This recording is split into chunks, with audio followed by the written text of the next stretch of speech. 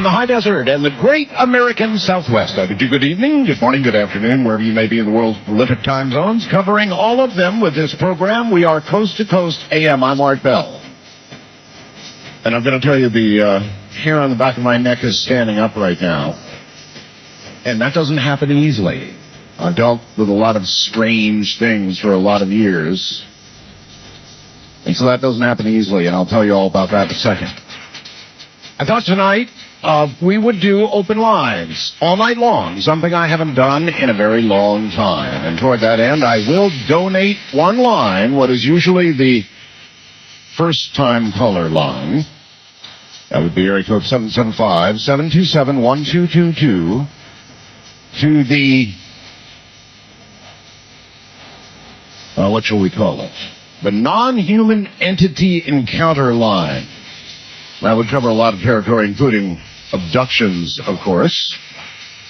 But that's exactly what I mean, the non-human encounter line. Those of you out there who really have encountered a non-human entity of any kind under any circumstance. But I have a feeling that the show may take a different direction. Let us first review the news such as it is this evening. U.S. intelligence agencies need to explain why their research indicated that Iraq possessed banned weapons before the American-led invasion, says the outgoing top U.S. inspector, who now believes Saddam Hussein had no such arms. Quote, I don't think they exist, end quote. That's David Kay on Sunday. The fact that we found so far, the weapons just don't exist.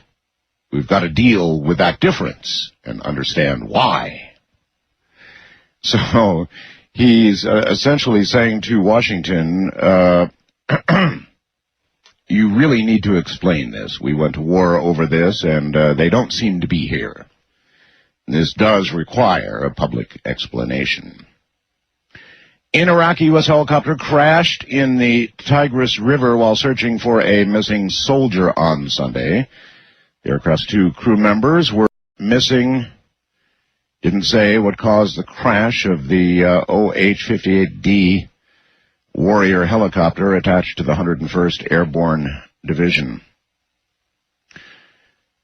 The rover, NASA's Opportunity rover, that is, zipped its first pictures of Mars to Earth on Sunday, delighting and puzzling scientists just hours after the spacecraft bounced to a landing. The pictures show a surface smooth and dark red in some places and strewn with fragmented slabs of light bedrock in others. Bounce marks left by the rover's airbags when it landed were clearly visible in the pictures. This one should raise your hackles a little. Thai boy dies as bird flu hits Indonesia. Hundreds of soldiers wearing safety masks, rubber gloves, and protective caps fanned out across a central Thai province Sunday on a mission to bury chickens believed to be carrying the bird flu.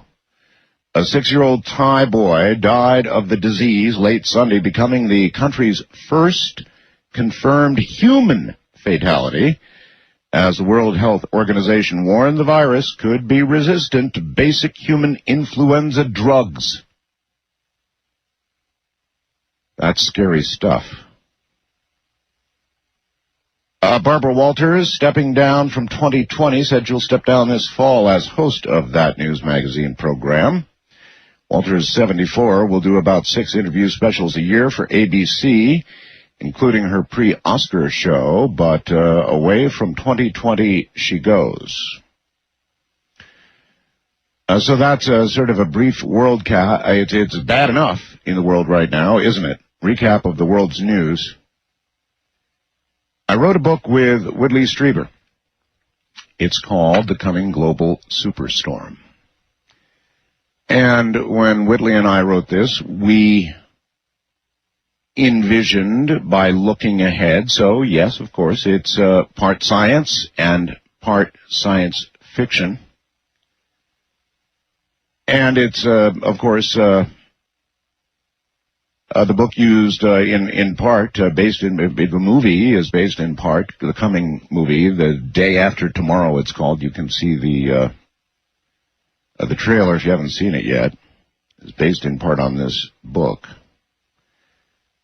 which many, of course, dismissed as science fiction, environmental scare stuff. Anyway, in the premise, if those of you who have the book, just turn to the inside cover. And in the coming global superstorm, we have this paragraph right there on the inside cover. What will trigger it? Meaning the coming global superstorm. What will trigger it? Let me read from that. One paragraph. Global warming is about to cause the North Atlantic Current, which pumps warm water into the Arctic, to suddenly drop to a more southerly route. This will cause an explosive change in climate, spawning a massive storm as cold Arctic air is freed to pour south, clashing with overheated air in temperate zones. That's what it says in the science fiction book. Now, I want to read you a story. I'm sorry we don't have it up. I did, just before showtime, phone Lex Lonehood to try and get a link up to this, but if you want to check out what I'm about to read you, you can go to the independent.co.uk and read it, because that's where the story has come from. Breaking tonight with today's date, January 25th. The independent.co.uk, and as soon as Lex gets it, we'll get a link up there. I'll tell you what, it's a pretty long story, so let's quickly take a break, bearing in mind what I just read to you from our book, The Coming Global Superstorm. Keeping that in mind, we'll be right back.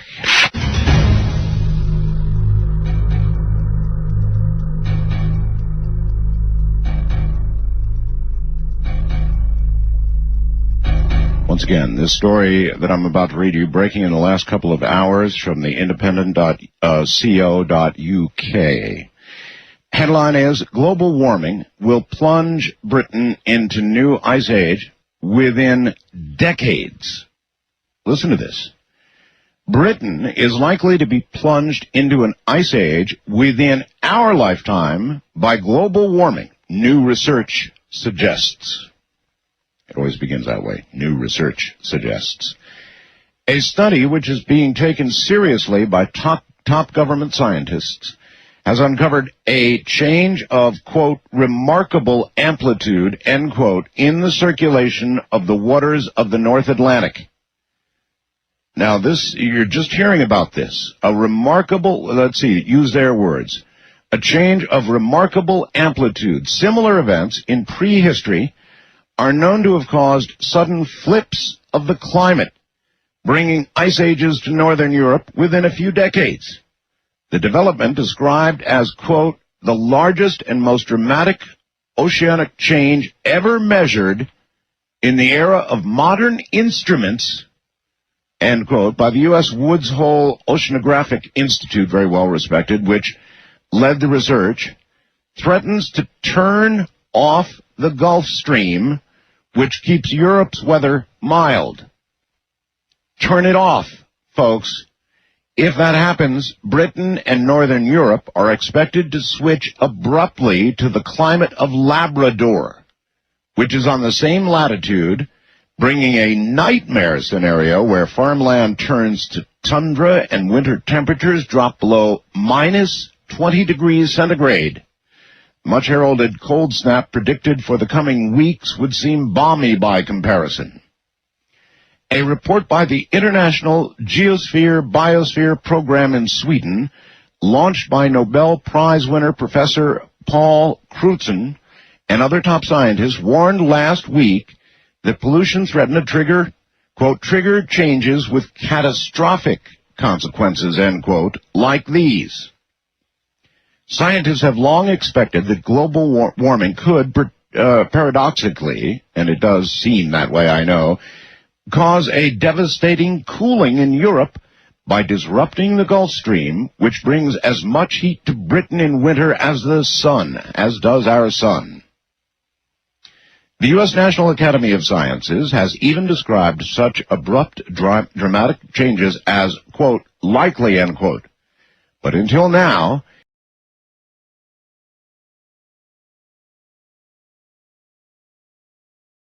it has been thought this would be at least a century away. The new research by scientists at the Center for Environmental, Fisheries, and Agriculture Science at Lowestoft and Canada's Bedford Institute of Oceanography, as well as Woods Hole, indicate that this may already be beginning to happen. Dr. Ruth Curry, the study's lead scientist, says, quote, this has the potential to change the circulation of the ocean significantly in our lifetime. Northern Europe will likely experience a significant cooling. Robert Gagosian, the director of Woods Hole, considered one of the world's leading oceanographic institutes, said, quote, we may be approaching a threshold that would shut down the Gulf Stream and cause abrupt climate changes. Even as the Earth as a whole continues to warm gradually, large regions may experience a precipitous and disruptive shift into colder climates. The scientists who studied the composition off the waters of the Atlantic, from Greenland to Tierra del Fuego, found that they have become very much saltier in the tropics and subtropics, and very much fresher toward the poles over the last 50 years. This is alarming because the Gulf Stream is driven by cold, very salty water sinking in the North Atlantic. This pulls warm surface waters northwards, forming the current. The change is described as the fingerprint of global warming. As the world heats up, more water evaporates from the tropics, falls as rain in temperate and polar regions, making the warm waters saltier and the cold ones fresher. Melting polar ice adds more fresh water. Ominously, the trend has accelerated since 1990, during which time the 10 hottest years on record have occurred. Many studies have shown that similar changes in the waters of the North Atlantic in geological time have often plunged Europe into an ice age, sometimes bringing the change in as little as a decade. The National Academy of Sciences says the jump occurs in the same way as, quote, the slowly increasing pressure of a finger eventually flips a switch and turns on a light, end quote. Once the switch has occurred, the new hostile climate lasts for decades at least, and possibly centuries. When the Gulf Stream abruptly turned off about 12,700 years ago, it brought about a 1,300-year period known as the Younger Dias. This froze Britain. That's right, folks. Froze Britain in continuous permafrost. Drove summer temperatures down to 10 degrees centigrade and winter ones to minus 20 centigrade, and brought icebergs as far south as Portugal. Europe, obviously, could not sustain anything like its present population. Droughts struck across the globe, including Asia, Africa, and the American West. That's where I am. As the disruptive Gulf Stream affected currents worldwide. Now, some scientists say, of course, this is a worst-case scenario and that the cooling may be less dramatic, with the world's climate flickering between colder and warmer states for several decades, but they add, in practice, this would be almost as catastrophic for agriculture and civilization as what I just read you. So it's kind of eerie. No, it's very eerie to write a book, particularly one in which you have described the precise trigger for the coming global superstorm, as we did in our book. The stoppage, the abrupt stoppage of that Atlantic flow, and here we are with a story tonight saying it's already begun. It's already begun. So I think that I would like to ask all of you a pretty heady question, and that is,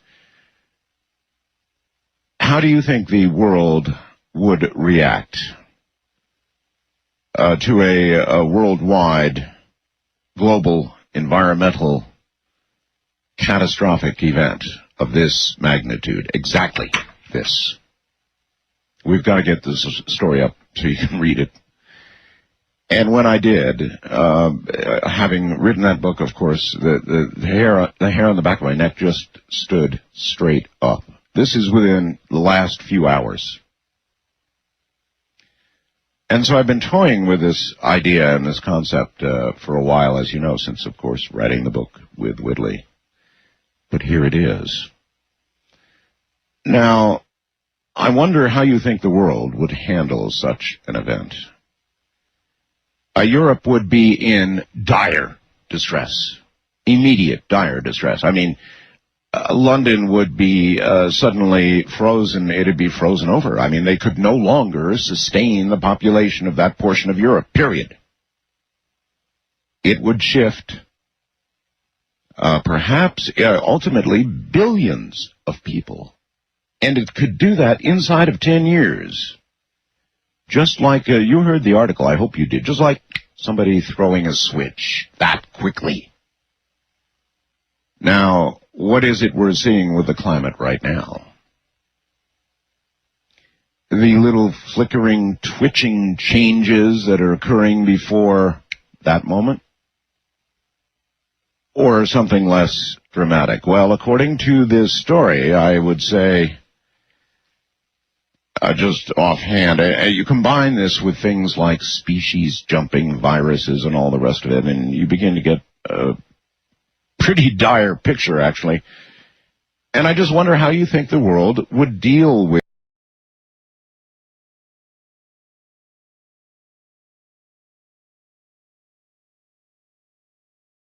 what would happen? Europe, to some degree, would begin to empty, right? People would... they'd get the hell out. But where would they go? Would we help, for example, Britain? Certainly, I guess we would, wouldn't we? We'd have to do our very best. America would have to do its best to help part of Europe. Would we help the French? I don't know. Could we handle the influx of people to America? America would have its own problems. According to this article, the American West would be in an extremely serious drought. Asia would be in trouble. The world would be in really big trouble. Because where we presently grow things and have people living, it just would not be fit any longer to grow these things, and you couldn't grow them, so you'd have starvation. You'd have movement of people on a scale that we can't even contemplate. Would we slam our borders closed? If the world began to have a crisis of this magnitude, could we afford to do that? Would we continue to get oil? How drastic would the change be here? Even if Europe froze, which is becoming more likely, frankly, by the moment in my mind, how would the world, what would the politicians do you suppose? Our president, how would he handle it? Could we afford to hold the rest of the world's, or two-thirds of the rest of the world's hand in every way, financially, economically, with foreign aid, allowing our borders to be open at a time when we're thinking, frankly, probably privately of closing them with the terrorism threat and all the rest of it? It's a very serious story. A very, very serious story. Of course, I suppose there will continue to be those with their heads in the sand out there. We will always have that crowd until it actually occurs, and perhaps even after the event itself begins, which appears to be the case right now, they will continue to have their heads in the sand. And all in all, there may not be anything we can do about this at all. we may not be able to prevent it. We like to think we are our own masters, and to some degree we are, but Mother Nature, well, she just may have another plan in mind for us. So I thought, aside from having totally open lines, which we will have tonight, that I would ask you how you thought we would handle, I guess ask about the U.S., our government would handle such a world catastrophic event of this magnitude. People moving, nations becoming uninhabitable, people starving to death. How would we handle that? Seems like that'd be a good topic for a talk show, doesn't it? What do you think our Congress would do? What would you recommend? I mean, would you help the rest of the world, the Europeans, our friends, the British? Maybe not our friends, the French. Former. Right. You can read what I just read and see if I embellished anywhere at all in any way. I didn't. What really creeps me out, though, is regarding this whole thing, I can feel it. I can feel it coming. I know it's going to happen. And I actually think that I can feel it happening. I can feel the fact that it's hanging over us like a giant dark cloud over the entire world right now, because it's actually happening. That's just my feeling, but that's the one that really sets the hairs straight up on the back of my neck. Probably the least important for you in terms of the book forecast or the article out tonight. Shocking article out tonight. The least important to you, but maybe the most important to me because I just know it. It's one of those knowing things. I'm not psychic, but I've known this for a long time. I've known that we were about to undergo a rapid climate change, and I've known that for quite some time now, mentally. I've just known it. And I don't expect you to enter that into your equation at all as we discuss this. But I know it's coming. And that does kind of freak me out. We'll be right back.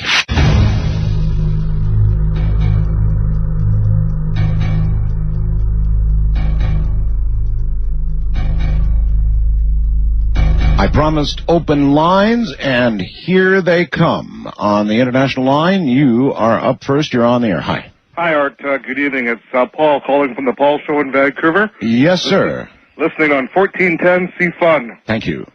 How are you this evening? Quite well, thank you. Great. First, your topic. I think what I feel the last couple of years, Art, is that the summers have gotten a lot hotter. The sun seems to be hotter. Mm-hmm. And I do agree with what you're saying. I think something rash is going to happen. I feel... I can feel it coming. Yeah. I know it's coming. All of me feels it. It's just one of those knowing things, which I wouldn't expect to mean much to you, but... Oh, I absolutely agree with you. And I feel, it's going to cause chaos where the world may go into war. I feel people are going to have to move underground, and I feel we're going to have to make artificial growing environments. Oh, you think it would force people? Well, it might force some people underground. Yeah. There's just not enough good arable land if something like this were to occur. Well, what's all this drilling we hear underground, what the government's doing right now? Maybe they know something we're just finding out. I don't know. I have no idea. But, boy, I'll tell you what, don't take my word for it. We've got the link up now. Go read this article for yourself. I can't wait for that movie to come out. I'm really anxious to see it. What do you think the United States would do if Europe, for example, got into really serious trouble? I mean, it iced over. It became Labrador. What do you think the U.S., would we give aid? Would we open our borders? What the hell would we do? We'd have to try. Absolutely, I think we'd have to try. But I feel there's only so much room, and I feel it's going to create chaos. And, people, after a while, people will be fighting for food. Yeah. Yeah, that's the thing of wars, isn't it? Yes, absolutely. Another quick comment, if I could. Sure. If the rovers, we do get them working on Mars. Yes. And, the whole reason we sent them there is for life. Yes. If the cameras actually do spot one of Richard Hoagland's, statues or tunnels or tubes. Well, let's back up a little bit. The whole reason we sent them there is not life. That's certainly a possible byproduct of what they might discover, but really we want to know about water. I think that was a prime objective, but that kind of equates to life. Yeah. All I'm saying is that if they did get a picture of it, would the government or NASA get to show the public? Would we actually get to see it, or would they cover it up? Well, yeah, that's a better question than you know. Let me try and deal with that. And then, they might already have something like that, right? They might have a photograph of something that shows there once was a civilization on Mars. And if they got such a photograph, would they release it to us? I don't think so. Not right away. I think that NASA would want to. I think that there would be political considerations that for at least a period of time would take precedence. And there would be a lot of consultation with all kinds of people before they would, release that kind of information. You'd want to run it by the clerics and the wise men and the politicians and all the boards and probably Brooks Institute, Brookings or something. Once again, I don't know. First time caller line, you're on the air. Hello. Hello? Hello. How's it going there? Mr. Bell, I presume. You presume correctly. Yeah, and my brother had me call the show. He says you guys are pretty well informed on my subject here. And that is? Well, I live down here in Tucson, Arizona. Uh-huh. I live on the west side, way outside of town. Right. Pretty much for miles and miles around, all you see is sand, brush, and cactus. A couple of weeks ago, me and my brother and my cousin, we were out there on my porch, relaxing, watching the sunset. Mm-hmm. And a coyote jetted through right in front of my trailer there. A fairly common sight in this part of the world. Yeah, they usually stay away from my trailer. About 10 minutes later, two more coyotes ran through. Mm-hmm. And so me and my buddies, we got our rifles out. We sat out front there with our beers. You're not going to shoot coyotes, are you? Well, down here they're considered a pest. Yeah. They're overpopulating. They get into our chicken huts. So your beer and your rifles are on the front porch. Yeah, and we just defend our perimeter around our house, so they understand to stay away, which they usually do. Mm. But anyways, excuse me. So we're sitting out there. It's already gotten dark. Sun went down, and I see looks like people going through the brushes. So like I said, miles from anywhere. No people come around my area. Mm. So me and my brother went out. We headed out there to go see what was going on. We took our floodlight. We have a 1,000,000 candle power floodlight. And no doubt your rifles. Okay, of course, yeah. Mm. Anyways, we got out there and we were attempting to follow the people we thought we saw, and then there appeared to be more behind us. Mm. Sometimes in this area, so close to the border, we get a lot of illegal immigrants coming through. Mm-hmm. And I don't harass them. I don't detain them. I let it's not my business really. But that's what we figured they were. So we snuck up on the group coming behind us. Now I'm sure this will all ends well, and I'm hoping this does end well. But it right now is beginning to sound like a Darwin Award story. Continue, please. Right. Anyways, we tried to flank them, so we spaced out and crouched down. They appeared to be going right between us. From what I saw, it was it's hard to explain. It looked like a shadow. Mm-hmm. Like when you see people's shadows walking on the ground. Yes. It appeared like their shadows on the ground were standing straight up and they were walking. So that's all there was of them. So what did you do? I stayed where I was. We were going to jump out, put our lights on them, but I stayed where I was. I was pretty scared, and my brother was too. He didn't jump out, and we just watched them walk through. I say it or them. I'm not sure exactly. A troop of shadow people. Sorry, yeah, it looked like a group of them. Anyways, we stayed exactly where we were. I heard my brother whistling. We have a call to each other, so I went over to him. Mm-hmm. And he was scared so bad he just didn't know what to do. But we wound up staying there and talking about it, trying to say we had too many beers or what's going on here. Mm-hmm. And another group came through, and another group of shadow people. Yeah, and it was a much larger group this time. It was like like standing in the brush. It was like almost like a wave of water. You can feel and see. So now what did you do? Oh, well, we just sat there. We, At no time did you shoot at the shadow people. No, we didn't know what was going on. I was too afraid to turn on my swamp light, much less take a shot at something. All right, so this ended well. You both are alive, and you might have... Really well. My brother hadn't recovered quite the same. I think I've got you. All right, well, that did sound like the beginning of a Darwin Award, didn't it? Speaking of which, we have a few for your consideration here. Let's see, a runner-up in the new Darwins. An American teenager was in the hospital yesterday recovering from serious head wounds received from an oncoming train. When asked how he received the injuries, the lad told police that he was simply trying to see how close he could get his head to a moving train before he was hit.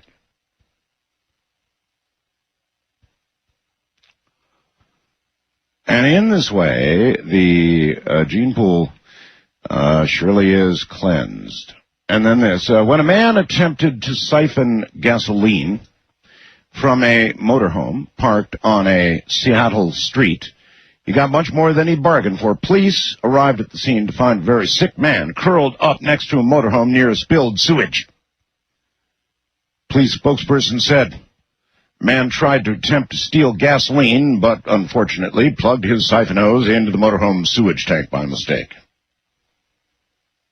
By the way, owner of the vehicle declined to press charges, saying it was the best laugh he's had all day.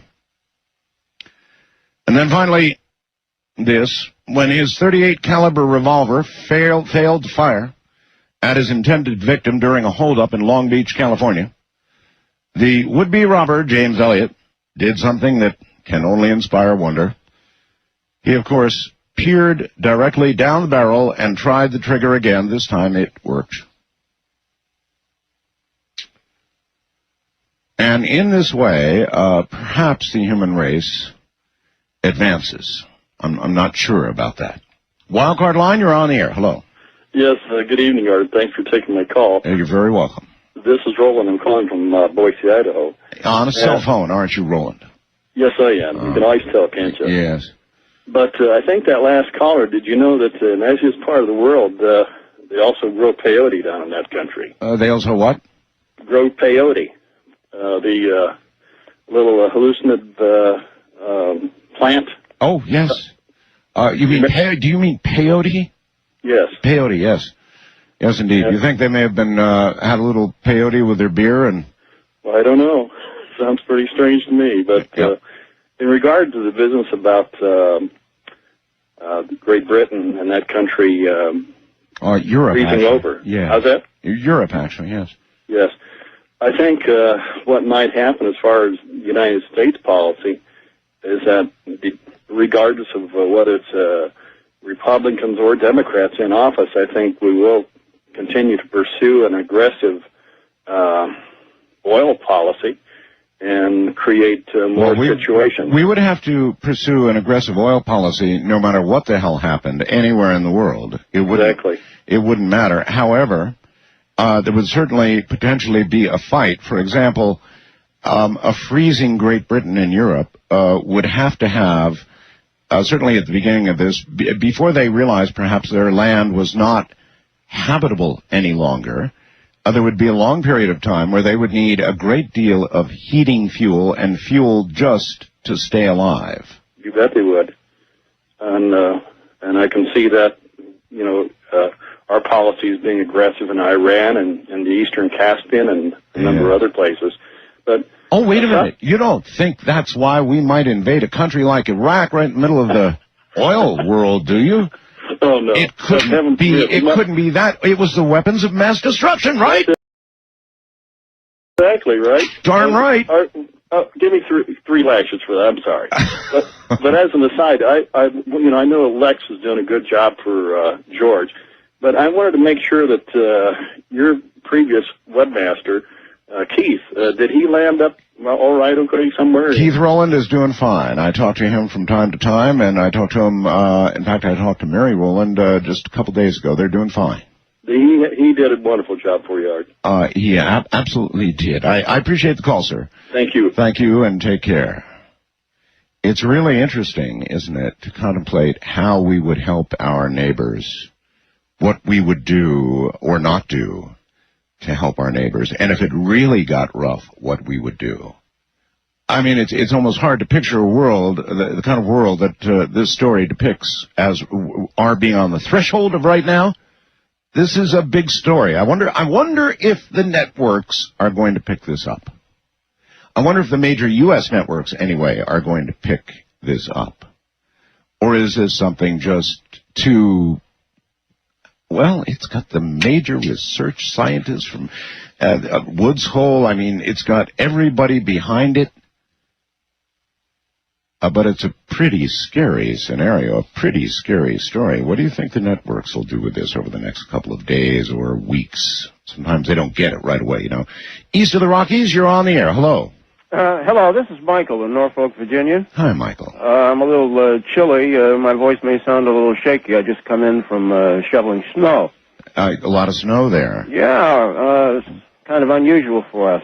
I like snow. I can see it on the 11,900-foot mountain outside my window here, and that's the best place for it, right up there. Wow, wow. I want to address your question of the night, if it won't cost me the chance to talk about your interview with the CIA remote viewer Len Buchanan 2 weeks ago, and why I think it will mark the greatest turning point in the history of this program. So let me talk about... Okay, go ahead and do both. Do both. Okay. The question of the night. Yes.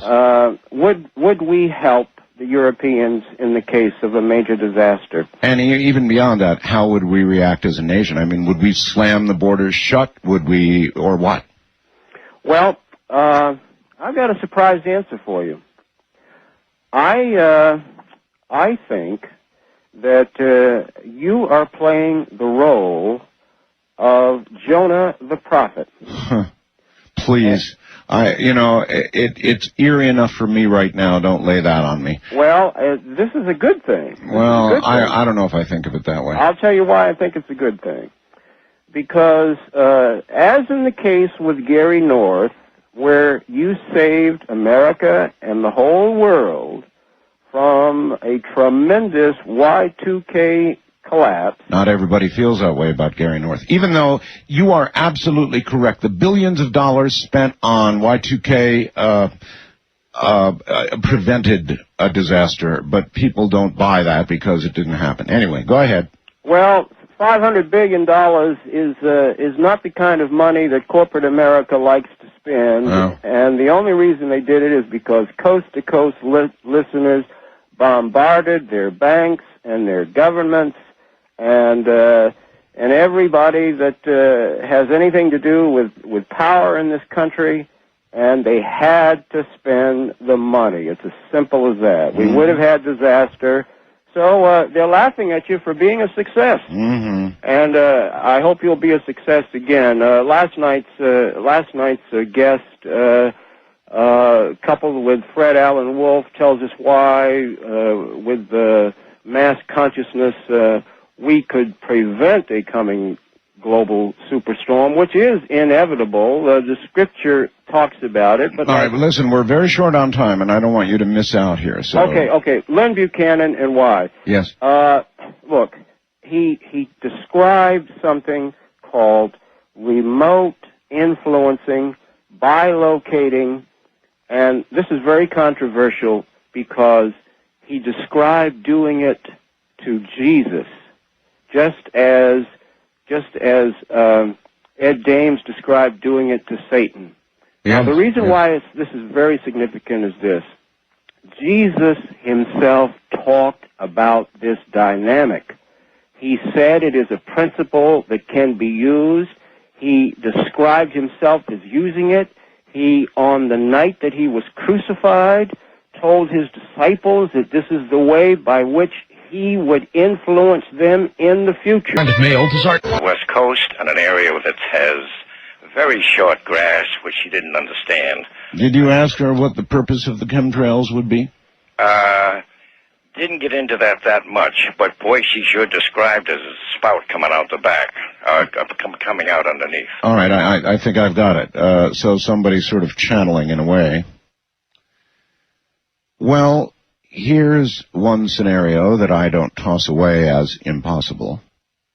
There have been many reports of what appear to be not the normal contrails of an airplane, but rather something else. And we've had a lot of chemical reports and guests on the subjects, and they're called chemtrails. And people are suspicious that something's coming out of these jets other than, the normal contrail. Well, a wild-ass guess might be that our government, or governments of the world, have in fact determined what we're just beginning to find out now. And that is that the world is in for a massive climate change of some sort. And you have to imagine that this effort might be some attempt to make less or even stop what otherwise appears to be underway. And that's truly a wild-ass guess. That's all it is. But, why else would you spray? Well, you might be spraying people, you might be testing bioweapons, you might be trying to prevent some sort of disease or terrorist act, or you might be trying to change the weather. International line, you're on the air. Hello, where are you? Good evening, Art. This is Sally calling from Vancouver, Canada. Okay, Sally. To you on CFUN 1410. I've never called you before, but I listen to you a lot. I do enjoy your topics on prophecy and the pyramids and this current topic. I tuned in late, so I heard something about the weather. I don't know what this horrific thing is. I'm visually impaired and I don't have an internet. But I wanted it brought to mind in Vancouver here, the weather is quite mild on the coast. But we always had snow in December, January, February. But some number of years ago, maybe 10 years ago, I noticed that in winter, there was no snow at all. We had several winters where the grass was green and it was very spring-like, and, nobody seemed to notice it. I kept saying to people, do you notice there's something different?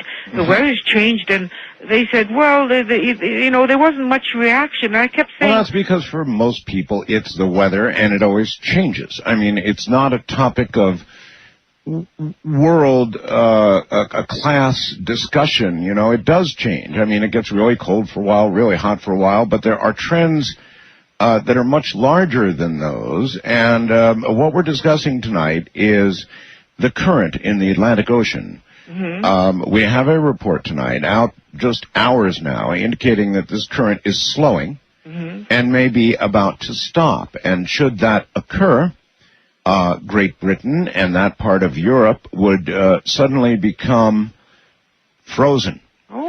Oh, yes, frozen. Actually, frozen. Other parts of the world. Is that the Gulf Stream that they're talking about? Why, yes, it is. Yes. Yes. Well, the thing about the discussion of the weather, it's not like, as you say, just changing from day to day, one day hot. It is so drastic, the seasons, that I kept saying there's something very, very wrong. At that time, there were no books out on global warming or discussions about that type of thing.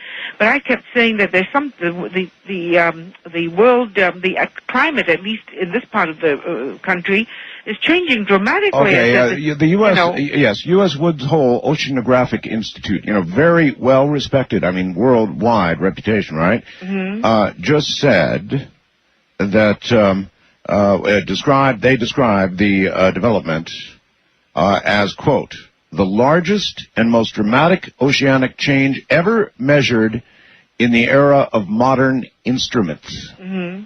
Okay? Mm-hmm. So what do you think our government and your government in Canada would do to aid Europe suddenly unable to sustain human life?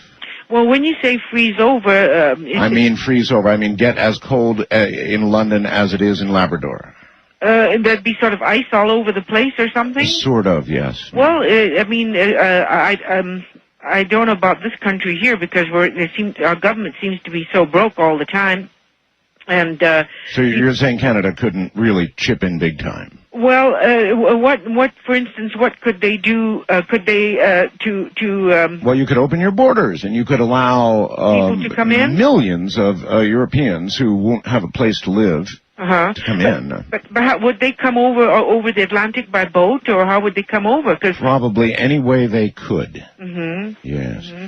Well, they might just do that because we're sort of an open country here. Just about the immigration laws now are so loose that you have to wonder how those sorts of things, might change. Immigration laws, those sorts of things. When you had hundreds of millions of people that wanted to immigrate, I mean that's not the normal flow of immigration. That's emptying, a big portion of a continent. While other continents are perhaps in starvation, that's a very serious thing to contemplate. It's a worldwide catastrophic event, to be sure. First-time caller line, you're on the air. Hello. Hello. Hi. Hi, my name's Luke. I'm calling from Fort Lauderdale. Yes, sir. I think that the U.S. and Canada would help the Europeans in this situation. To what degree do you suppose? Well, I think they would open the borders, and the Europeans have, treasure like most nations, and they could help finance their migration here. Well, you have a point there. Yes, you have a point there. The Europeans certainly are moneyed people, and so they could bring it with them. They could bring, they could bring some of it, I'm sure. But what this really brought to my mind is, in the past, droughts and natural occurrences in the climate and such have sparked wars for resources. Oh, you bet.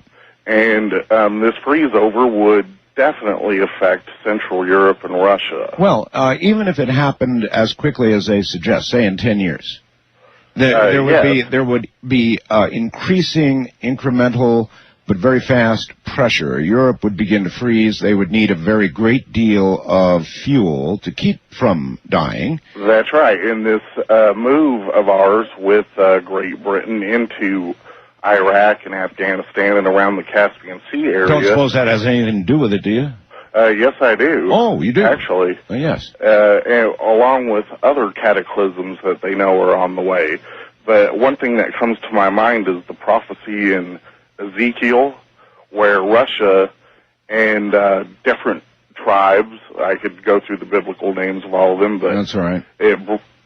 A lot of those have to do with Central Europe, especially East Germany, so you should include the Germans in this.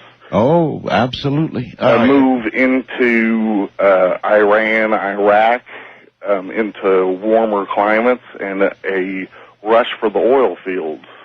Well, that's where you get into the good old World War situation. The rush for the oil fields, you see, that's really what it would come down to, wouldn't it? A rush for the oil fields, because everybody would more than ever, in fact, as a matter of life and death, need the oil.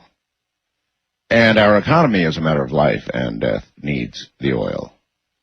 So as those shrinking resources are met head-on by a worldwide environmental catastrophic event of this magnitude, would you have World War? Well, you'd have the makings, wouldn't you? Wildcard line, you're on the air. Good evening. Hello, Art. This is David from Cleveland. Yes, sir. Listening on WTAM. Way to go. You had a call out for non-human entity contact stories. That's absolutely correct, yes. I have, I've been having one continuously for about the past year or so. I'd actually tried to call during one of George Norrie's earlier shows. He had a caller who was a priest, and he felt that he had been visited by a spirit, a succubus, he actually referred to it as. Yes. And he had, he prayed, he, called the name of Jesus, he cast it out. Yes. I've actually had a similar experience, but kind of with a different twist, actually. We lost you. Are you there? I'm sorry? Oh, you are there. Go ahead. Yes. Yeah. I don't know if I've been visited by a similar spirit than he was. Well, what makes you think you have? What happened to you?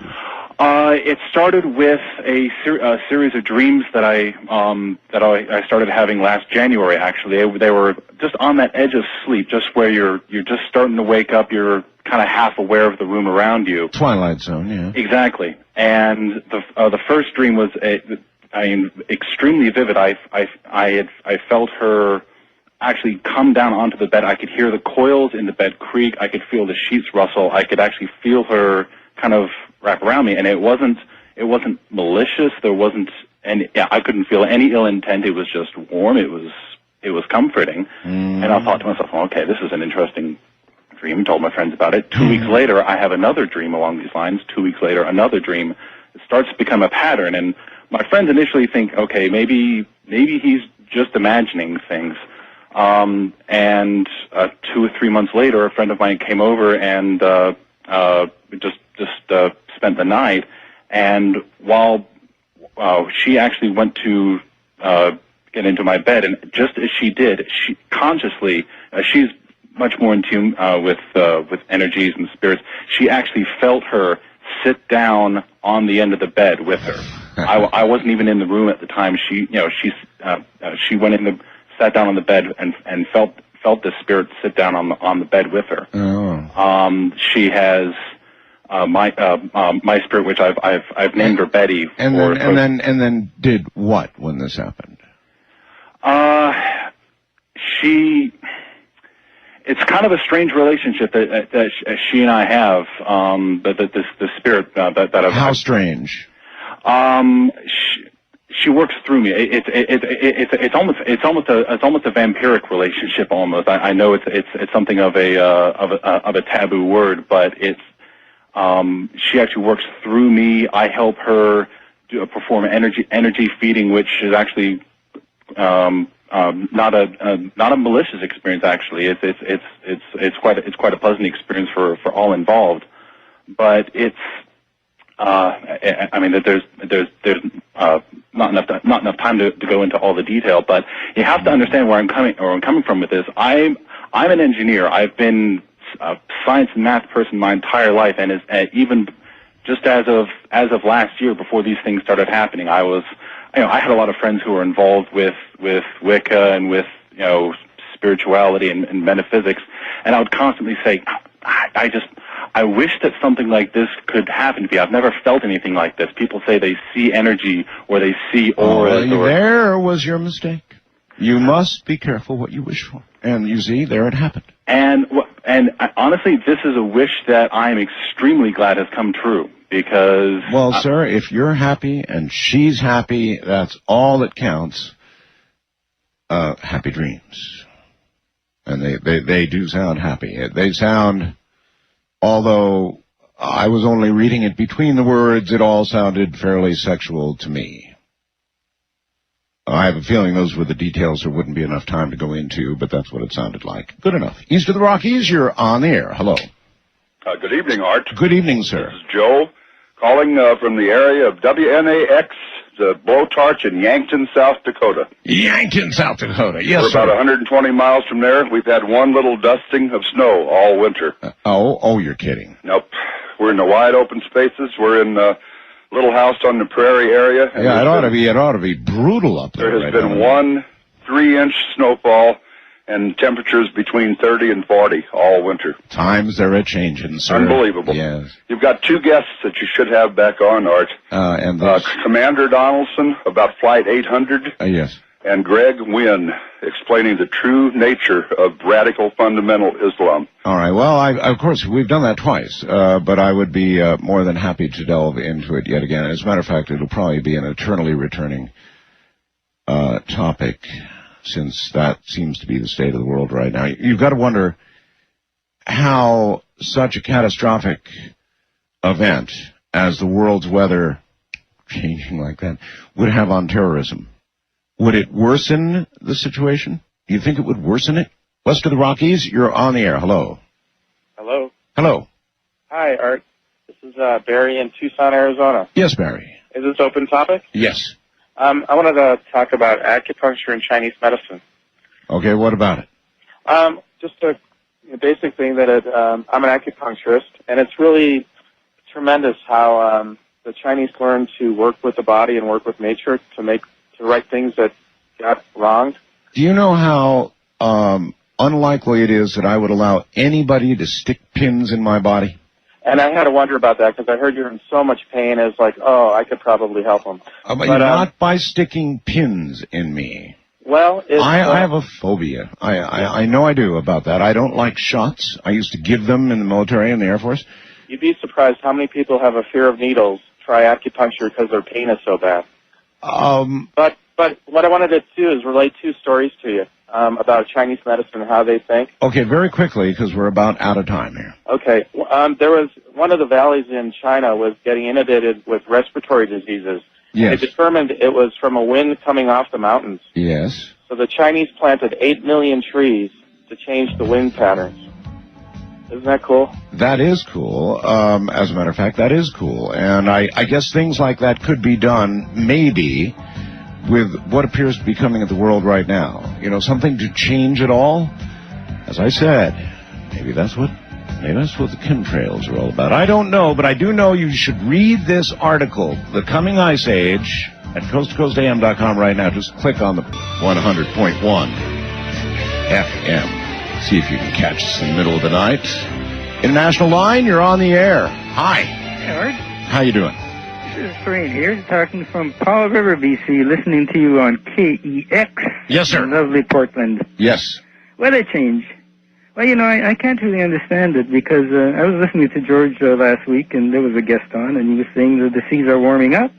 The seas are warming up. Yeah, and that's a fact. He said. Well, they And are I've heard that changing before. temperature, yeah. They are indeed changing. You might want to read this article so that you might fully understand what it would mean. That could be, but how can it be that the seas are the majority of the Earth as far as, you know, as far as material is concerned on the Earth?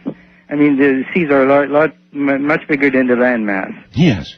So the seas are warming up, then it may mean change, that's all. Yes, it is. Yeah, it's going to but mean change. It'll mean overall that the land masses will have to warm up also.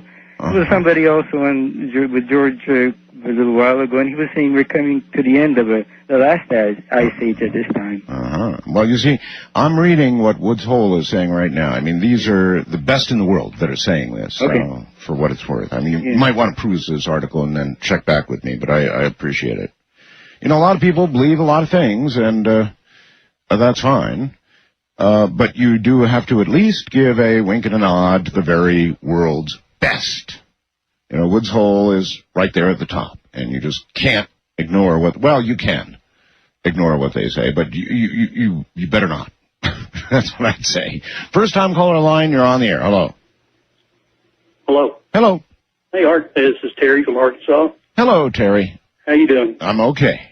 I want to tell you it's an honor to have someone that hosts a radio show that doesn't have a political agenda and is an open-minded person.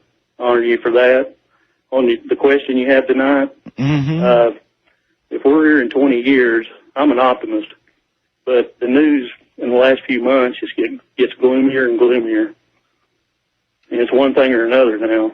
And if we're here in 20 years, I'd be surprised. We'll deal with it then.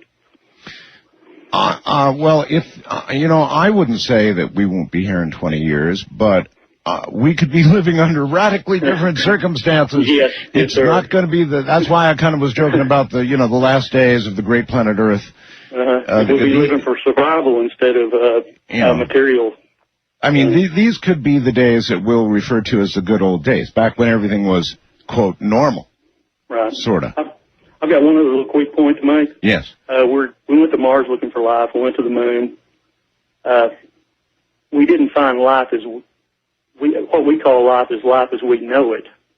That's not saying there's not life there. Nothing. See what I mean? What do you mean on Mars? Yes. Of course not on the moon. I mean, there's no atmosphere. Yeah, of course.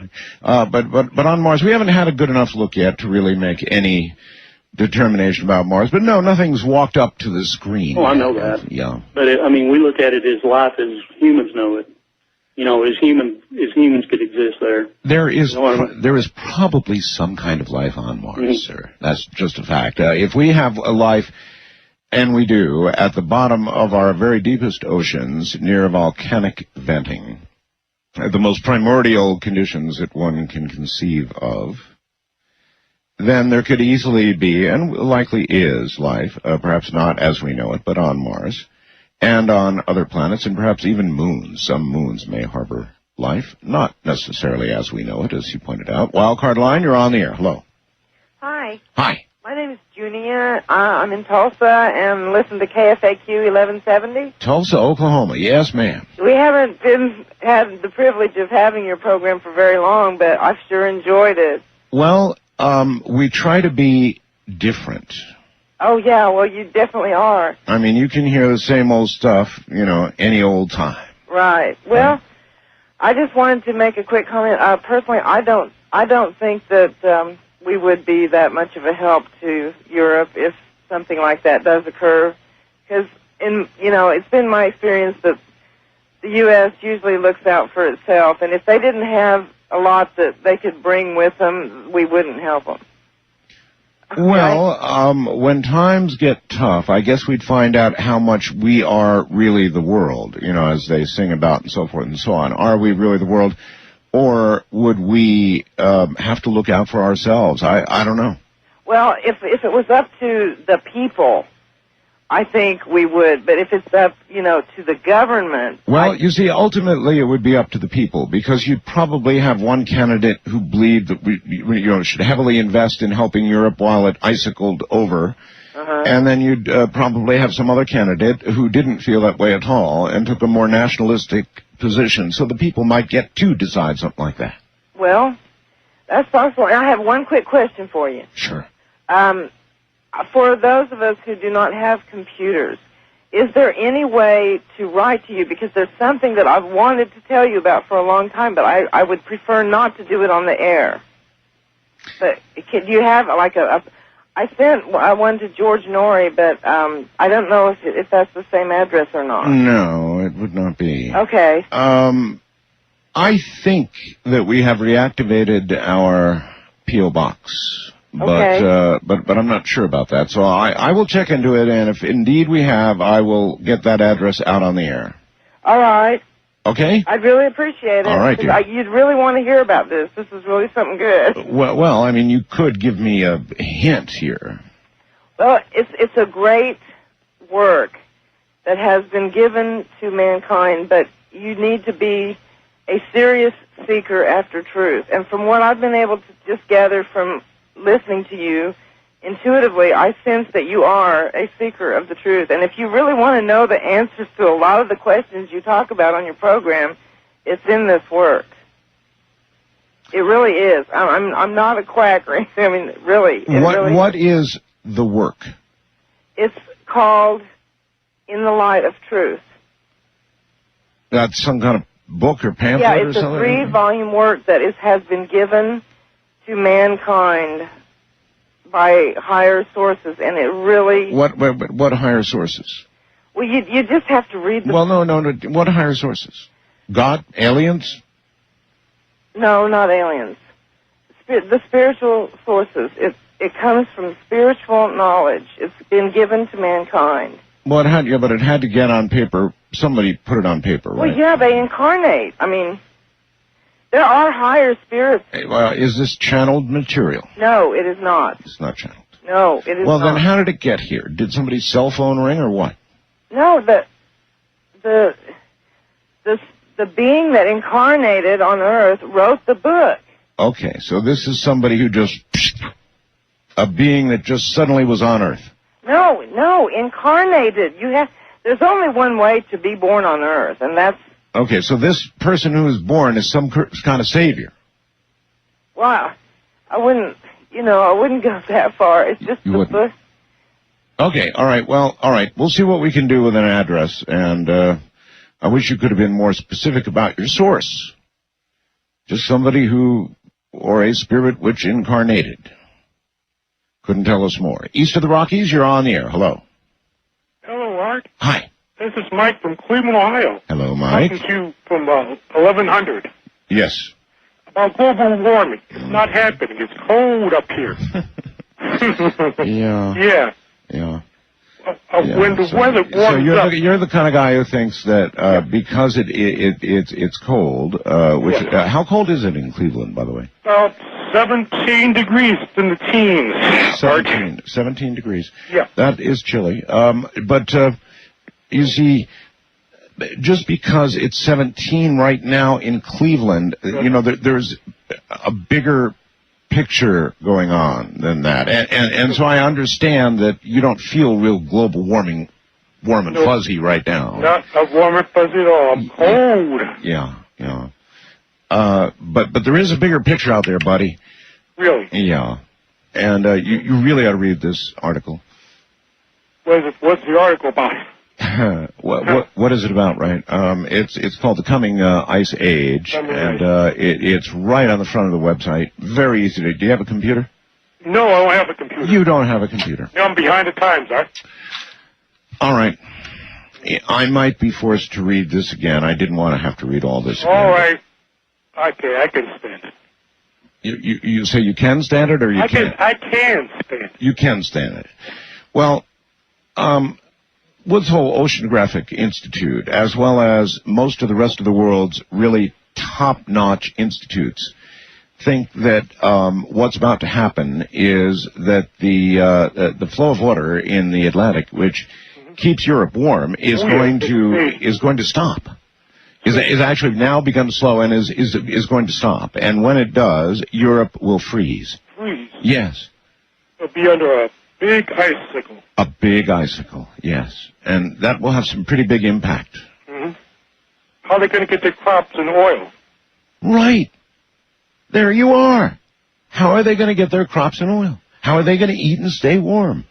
Well, it's not going to be habitable. You see, it's going to actually take parts of continents and make them uninhabitable. Really? Yes. This will have a rather large impact eventually on Cleveland. Oh, I'll really be 6 feet under snow. Well, maybe so. And there are many people who cannot think any further than that gentleman, and that is the current temperature outside. Trust me when I tell you there is a larger picture, whether it's warm or cool where you are right now. Change is inevitable.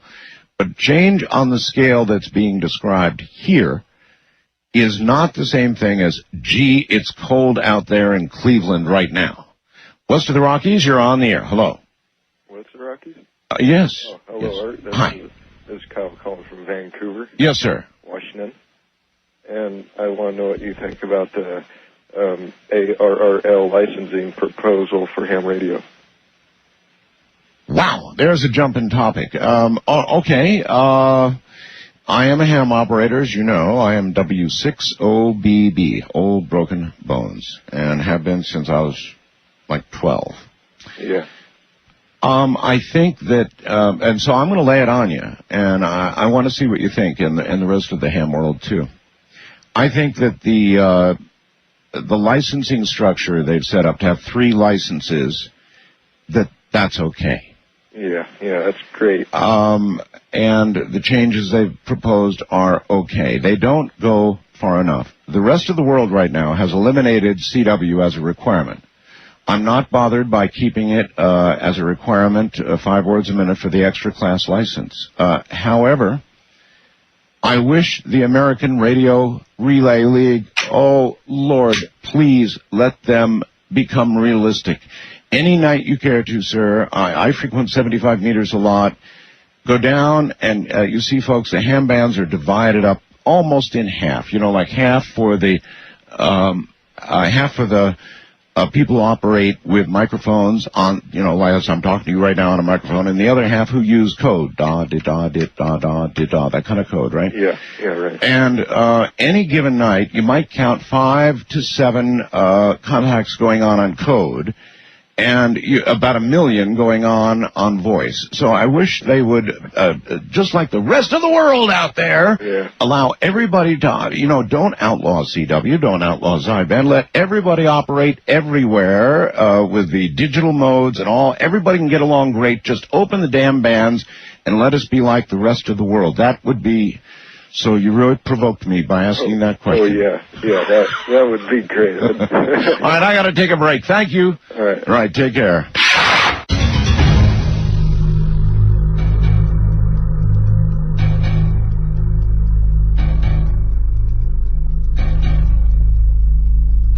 I know that little technical diatribe I just laid on you there meant nothing to most people, but when provoked, I couldn't resist. I couldn't stop myself, so there you are. First time caller line, you're on the air. Hello. Yeah, Art, my name's Greg. Yes.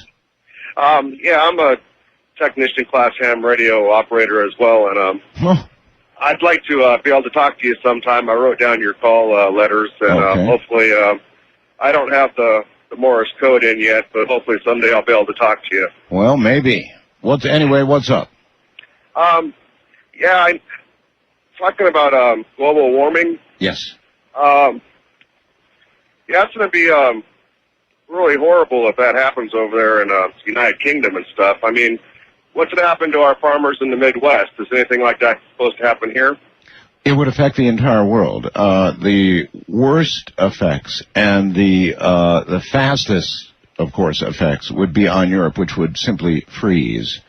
But there would be effects, without question, in Asia. The American Southwest could become a dust bowl for decades. I mean, it could get really, really rough. Yeah, well, if there's a shortage of food, that's going to be a big problem for everybody. And the thing is, you see, in this article, they're saying it's already begun. That this current has already begun to slow alarmingly. I mean, they're saying the largest, most dramatic oceanic change ever measured in the era of modern instruments. You know, this, and that's from Woods Hole. This is pretty serious stuff, and it's world-changing kind of stuff. Yes, it is. Well, God knows all the answers. Hopefully he'll take care of us one way or the other. You think so? Well, I hope so. Well, I hope so, too. But, you know, when you glance back at a lot of stuff that happened while God was around, man, oh, man, civilizations came and went, got wiped out, things erupted, and zillions died, and so I guess when you can't say anything else, you can say that. Yeah, but you are correct, though. There is a lot of wars fought over religion. Yeah, religion and oil. Yeah. I appreciate... All right, thank you very much, Art. You're very welcome. I appreciate your call. Thank you. Wildcard line, you're on the air. Hello. Hi, Art. Hi. Steve here in New Jersey. Hey, Steve. Just wanted to talk to you about there's about your music bumpers. Ah, yes. That you use. Yes. I had noticed for quite a while, and I think it may be resolved. I haven't noticed it as much lately. That you were only playing on the air. We were only hearing one channel. Yeah, it's true of a few of them. Yeah, okay. I've been noticing it less lately. Yes, that's right. Because I recognize it and don't play those that only have one channel. Okay, yeah, that's all. Well, that's all I wanted to mention. I had noticed it for a while, and I figured you noticed it. Well, no, because you see, I heard both channels in the headset since I've got it in stereo, but apparently somewhere along the line on the uplink or something. Yeah, it gets broken down. So, anyway, okay. I appreciate it. All right. Take care. East of the Rockies, you're on the air. Hi. East of the Rockies? Yes, you have hum though. Carl from Cincinnati. Carl, you have a lot of hum on your line, but what's up? Well, I wanted to back up your almost Darwin winner last hour. On the herd of, are you talking about the herd of shadow people? Yes, yeah. Yes.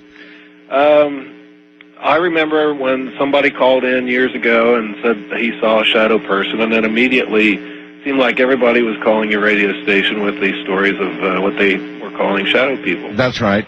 And my girlfriend came over just after that, and I told her the story, and I started laughing. I thought, this is so funny, I can't hardly believe it, you know. Oh, sure, until you see your first one. Right. And then it's not quite as hysterical. Huh? She looked at me and stared right at me and said, I've seen them. Yeah. And she said, not only, I've seen them around your mother, I've seen them walk around this house, and she says, I've seen small animals too. Well, anyway, I just read something in your Rancha book, and they were talking about midway creatures. All right, listen, we're not going to have time for midway creatures. As of, say, measuring the temperature of the current in the Atlantic, probably are pretty good, to be honest with you. Or, let's see, John in Toledo says, our global warming may be occurring, but very little, if any, of it can be blamed on human activity. You know, I'm at the stage, and I have been for a while, where I don't think it matters whether it's human activity or whether it's just a cyclic change, you know, every 13,000 X number of years. What difference does it make? If our scientists, if you read this article, it's what it says. If our scientists are detecting that there's a massive change in the current in the Atlantic, then it's already underway. And there's nothing we can do about it. So we should stop arguing about whether the human hand has meaning in all of this or not, or whether it's simply cyclic. The fact that it's occurring means that we should be concentrating our efforts on what we're going to do about it.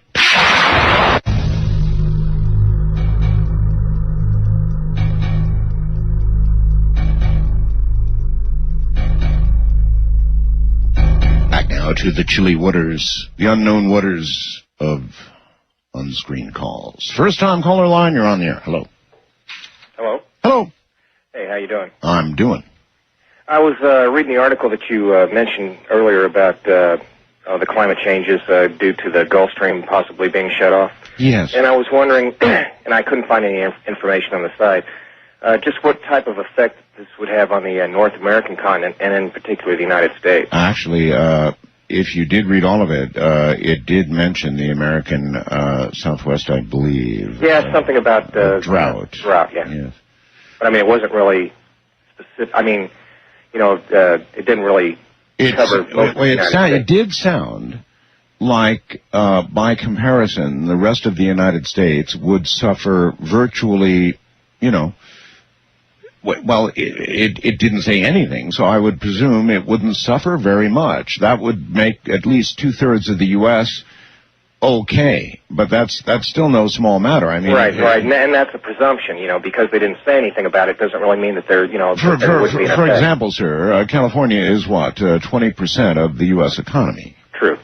So if the entire West got in trouble, well, we'd be in trouble. No, yeah. We're in trouble already with globalization and jobs being exported overseas and stuff like that. You know, and that's another thing. How would that affect the globalization, the economy? I toss everything up into the air. I mean, there would be, how would it affect immigration? I would think Europe would come pouring across our borders as fast as they could. Asia would be in trouble. That's how we got here in the first place, isn't it? It's really hard to even calculate how big a disruption this would be and what we would do. What do you think we'd do? I don't know. You know, since something like this hasn't happened in, 12,000 years? Right. You know, we have no precedent. Yeah, that you couldn't really imagine what the reaction would be. Well, you know, in my opinion. I wonder about our own government, what they would, how they'd react. I guess in the beginning stages, we'd probably treat it, as sort of a, we probably wouldn't believe it, and for a while we would give aid, but there would come a time when we would be totally overwhelmed. I mean, you just can't take out a continent like that. I just can't imagine. Oh, being that with the immigration from the African continent and the Middle East into Europe right now, then you're going to have all those people to deal with too. You know, because there's massive immigration going on right now into Europe. And the energy issues during all of this disruption, holy mackerel. Well, it might bring back the coal industry here in Illinois, huh? Every last bit of it, I'm sure. Yeah. Well, I was just wondering, because I didn't read anything specific about what the effects would be on the North American continent, other than what you mentioned. Yes, that's right. No, otherwise it doesn't mention anything. But, I mean, it would be the whole world. Right. Well, I'd be interested to, hear or see a follow-up on, with more specific data as to what the global effects would be, not just the effects there in Northern Europe. Well, I'm sure as others pick this up now, there'll be a lot of interviews. I just can't imagine a story of this magnitude with this kind of heavyweight scientific stuff behind it wouldn't get picked up by the big networks. But maybe we ought to make a bet on that. You think? Okay. What do you think? Do you think ABC, NBC, CBS, and even CNN will pick it up? It's 50-50. It depends on what's more important to them. Well, Michael Jackson, of course. Well, I don't, I'm not in there. I appreciate your call, sir. All right, thank you. Right, take care. Oh, gee. You do have to wonder a little bit, and this will be instructive in terms of watching how the American media either does deal with this or doesn't deal with it at all. It is a big story. The scientific names are unimpeachable, really, and they almost have to talk about it, but will they? Wildcard line, you're on the air. Hi. Hello, Art? Yes? Yeah. This is Esther from New York, and I'm listening on WABC, and I wish you were on 7 days a week, but 77. I'm here now. A couple of years ago, I read an article in the Reader's Digest called The Only Way Out, and it was about a man escaping from East Berlin, and ever since then, I've always felt that to every problem there has to be a way out. So I was sitting here thinking, and I thought of 4 ideas.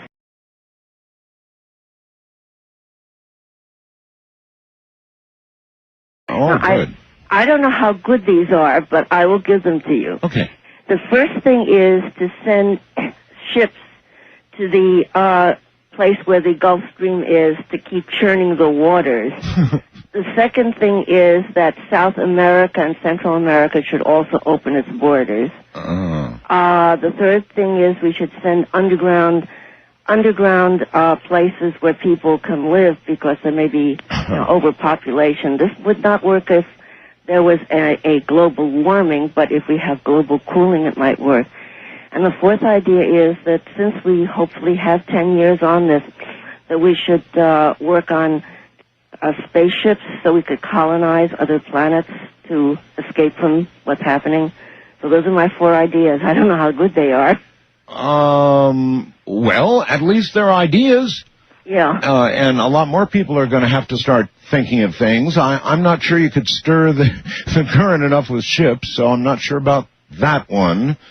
The underground facilities, well, maybe in some parts of the world, if they were to begin now, that might be some kind of option. But, I mean, what kind of life could it be under there?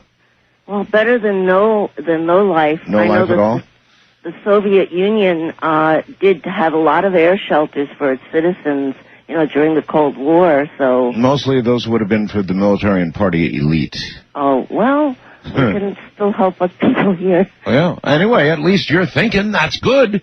Thank you. Thank you, and take care. At least she's thinking about it. This is, it's hard to get people to consider. It really is, even though here it is in bold print for you to read. And again, if you're just joining the program, your best bet by a country mile would be to go and read the article that I have up there for you. It's a remarkable article. It's at the top of the website. It came out, well, I don't know, within an hour, actually, of my going on the air tonight. The headline is Global Warming Will Plunge Britain into New Ice Age Within Decades. And it kind of gets worse from there. I mean, this really is a scary article. And the scientists in it are world-renowned scientists. You need to read the article. East of the Rockies, you're on the air. Hello. Hello? Hi. This is Morris from Maine. Morris from Maine. Yes. Welcome. Yeah, I got a couple things to talk about. First, to start with the ocean. We have the Gulf Stream that comes up and just skins the coast of Maine. Yes. And it makes it enough so you can go swimming. Cold, but bearable. Right. And we had Canadians coming down and all to go swimming down there. It's in Old Orchard Beach. Right about the beginning of August, at the hottest time of the season, the water became so cold, nobody went in. Well, and the beaches were packed. That's a very interesting report. Yeah. You know, that's not the only report like this. In fact, there was a report about a similar area, I believe, off the coast of North Carolina, and yet another story off the coast of Florida somewhere, of all of a sudden, these shockingly cold, and I really mean, you're right when you say it. I mean, shocked, ice cold water where there should have been entirely tolerable water to swim in, and I'm talking about ice cold. Really freaky story. So you actually experienced it. Oh, yes, I did. And I live more inland, mountain area. Mm-hmm. We've had 41 inches of snow in one storm, and we had 40 degree below zero in one evening. All our pipes froze. Yes. I got something else to talk about. Yes, sir. Questions to the audience. Maybe they can call in and see if I can relate with them. First of all, I know of a few people that have been abducted, and we all have a stamp on our shoulder or just behind the neck. You have such a stamp? The size of a quarter. Really? It's a series of dots, all perpendicular with each other, probably 1/16 of an inch apart. And are you saying that all abductees or most have? No, I know of 3 people. I haven't really investigated that much yet. Well, maybe there's one particular craft that abducts in your particular geographic area, and they brand their abductees. That's what I'm thinking. Another thing that's happened, we just moved out here. There's a radar site, government, and we'd hang out there at night listening to your show. Well, one night we lost about an hour and a half. The kid in the back seat said there was something behind the truck, and I looked in my mirror, and I saw some type of shadow. I looked behind the truck, nothing's there. I says, wow, this is weird. I says, just open the doors up, heck with it. And we lost like an hour, 20 minutes or so. And we all 3 ended up with an injection. And the injection site was a big bump with a bruise around it. Well, then you were probably abducted. Yep. And I got one other thing to talk about. We call it the Lugaroo. The what? The Lugaroo. What's that? Teachers have seen it. Kids all over see it. They say it lived under a bridge when I was living in Green. Okay, now I moved, 100 miles north. And yet, there's still some there. What is it? Well, from what the kids say, it's hairy, long hair, long arms, about 4 feet tall. It's very fast. It has run along the side of a car at 50 miles an hour. Excuse me, I have a bad cold. I can hear it. It runs along. This thing's incredible. I can call it. You can hear it between 3 and 4 in the morning. You can hear it more places where there's more homes, and I'm talking suburbs. It makes a call. If I call it, it comes. Not directly to me. Sometimes I'll go to my neighbor's house and scare the wits out of them. Why would you call such a thing?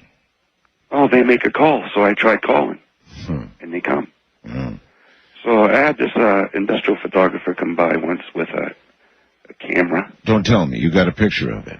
Well, now this is a video with night vision and the new technology to look through like walls. Are you going it's illegal.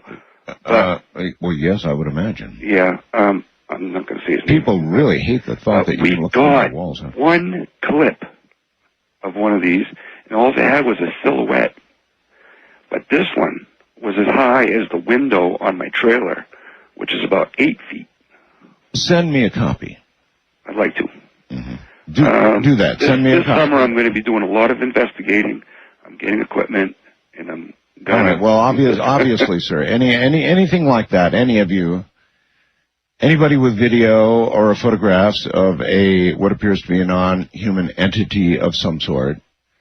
by all means get it to me. Right now, the most convenient way to do so is by email at either one of my 2 email addresses, artbell@mindspring.com or artbell@aol.com.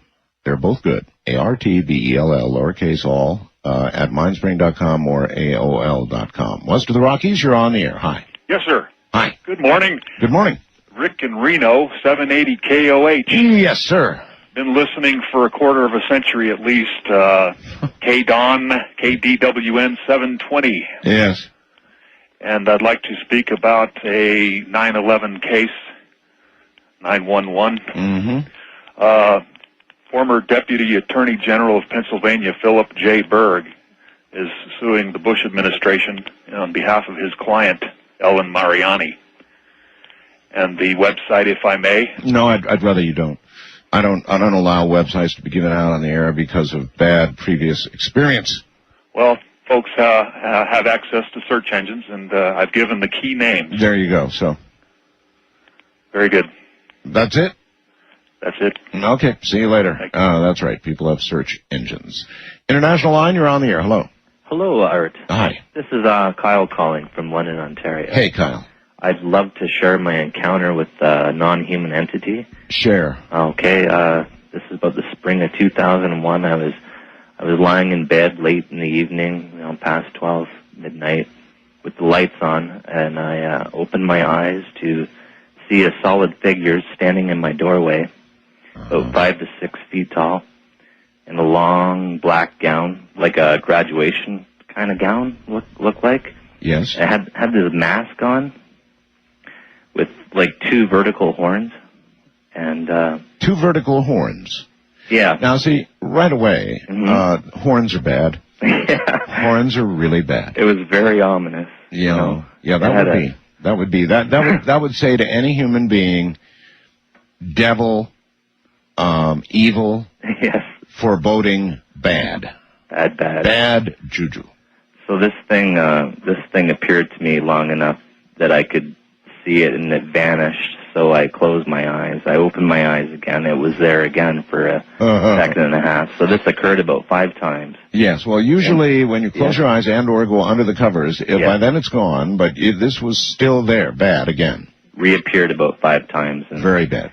So then I just fell asleep, and I didn't get a bad, disturbing feeling from this entity at all. Yes, but you see, that is so hard to buy. I mean, if I saw something with horns in my door, falling asleep would not be anything that would happen before the sun came up.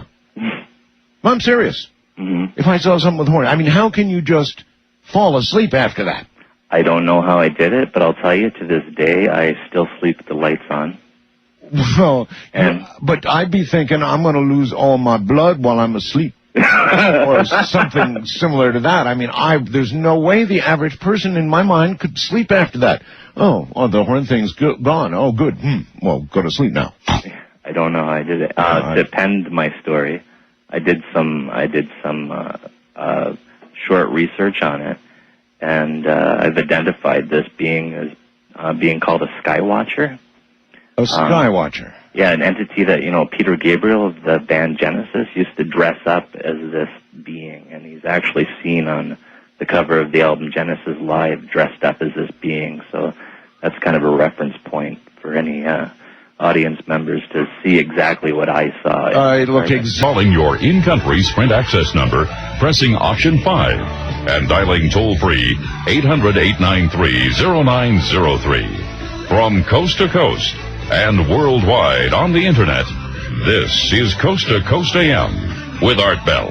Rocking the nighttime with some of the news you might not catch on ABC or NBC or CBS or CNN or anything else.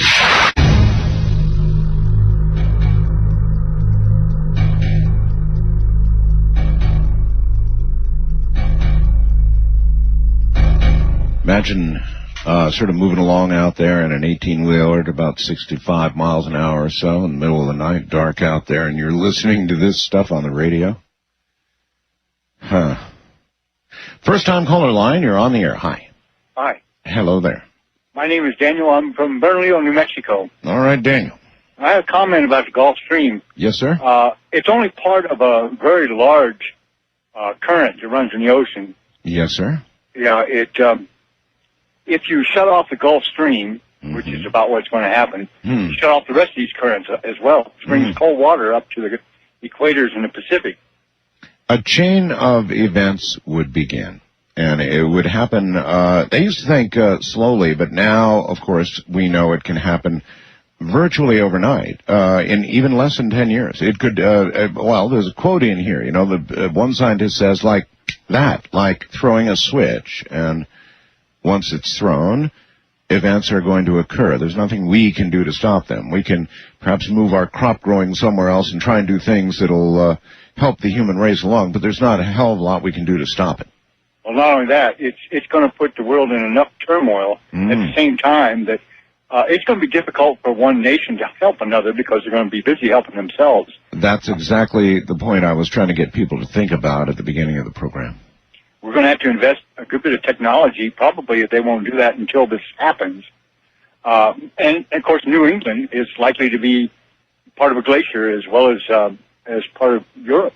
Well, I don't know. Certainly there could be some pretty big changes in very northern New England, I would think, yes. And we could have a breadbasket that's not producing bread anymore. Well, yes, that could occur, too. I mean, the scale of what would happen is almost, you know, it's so unthinkable for us. Maybe that's why most people, I don't know, they almost want their head in the sand about this. They don't even want to think about it. It's just it's too much. Yeah, we're definitely going to have to make some adaptations, and it's going to be a worldwide type of adaptation. So there's going to be some terrible disruptions. I believe that it's going to disrupt life as we know it today, for sure. I mean, we're not going to have the social order that we believe we have right now. I can't imagine that would hold up. Not under that kind of immense worldwide pressure, it would crack. Yeah, the idea of sitting down and watching TV and seeing a sports game may be out of the question at this period of time. Yes, our entire understanding of life as it is right now, in 10 years, it's hard to think of it. You know, it's hard to think of it, but in 10 years or less, it could all be gone. And these would be what would be taught in the history books as good old days, you know, before it happened. Yeah, well, I remember some of the good old days of the past, and they weren't so good old. And so, I don't know. Like I said, it's going to be the lucky few, and a lot of adaptation all at the same time. Basically, we're going to have to learn to help ourselves. Well, then a lot of people are in a lot of trouble.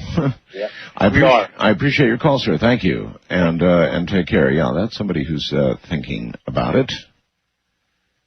Do you think things could get bad enough that in areas it would simply return to the law of the jungle? Or would it, in a more modern day, be more like a sort of a Mad Max scenario? A wildcard line, you are on the air. Good evening. Good morning, Artville. How are you? Actually, morning, right. Yes, I'm fine. Yeah, well, this is John. I'm over in California City, California. Yes, John. Just right on the hill up over Edwards Air Force Base. Yes, sir. Actually, before I get into that real quick, I just wanted to say, you know, I can't remember if it was you or George who said, who reported about 25% of the world's species being gone. That would have been me. Well, it's interesting how these things tie in together. Yes, in a disturbing way, it is, I suppose. If you had, of course, a climate change at the pace they're talking about here, it might be a lot more than a quarter of the species. Yeah, that's true. Anyway, I've been working out here. I'm a security guard out here out in California City, and I sit up on this hill, and I'm like 6 miles away from the main runway over at Edwards Air Force Base. That must be interesting duty. What do you get to see? Oh, I get to see a lot of stuff, and what's interesting about it is there's been a lot of activity going on over there within the past couple weeks, especially a lot of F-117 activity. They've been loading up bombs and whatnot, and actually just last night they loaded up 3 squadrons, which are like 3 groups of 3, and they took off about 2 o'clock in the morning. And normally you can watch them unload stuff if they're just doing practice runs and stuff like that, but when they came back, they were empty. They didn't unload anything. No kidding. Yeah. Gee, now where do you suppose those bombs might be? That's what I had. That's what I thought was interesting. They've been loading up a lot of cargo planes and a lot of just stuff that's all covered. But there's a lot of activity going on over there for some reason. Well, something's going on. I mean, of course, the war in Iraq's going on. All right, thank you very much. What to make of that? Well, there is a lot of activity going on. I wonder. Again, I'll go back with respect, for example, to this article.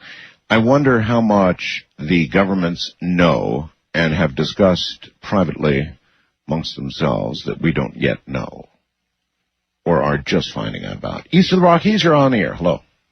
Hello, Art. Hi. Hi, I'm Mitzi in Virginia. Welcome. Thank you.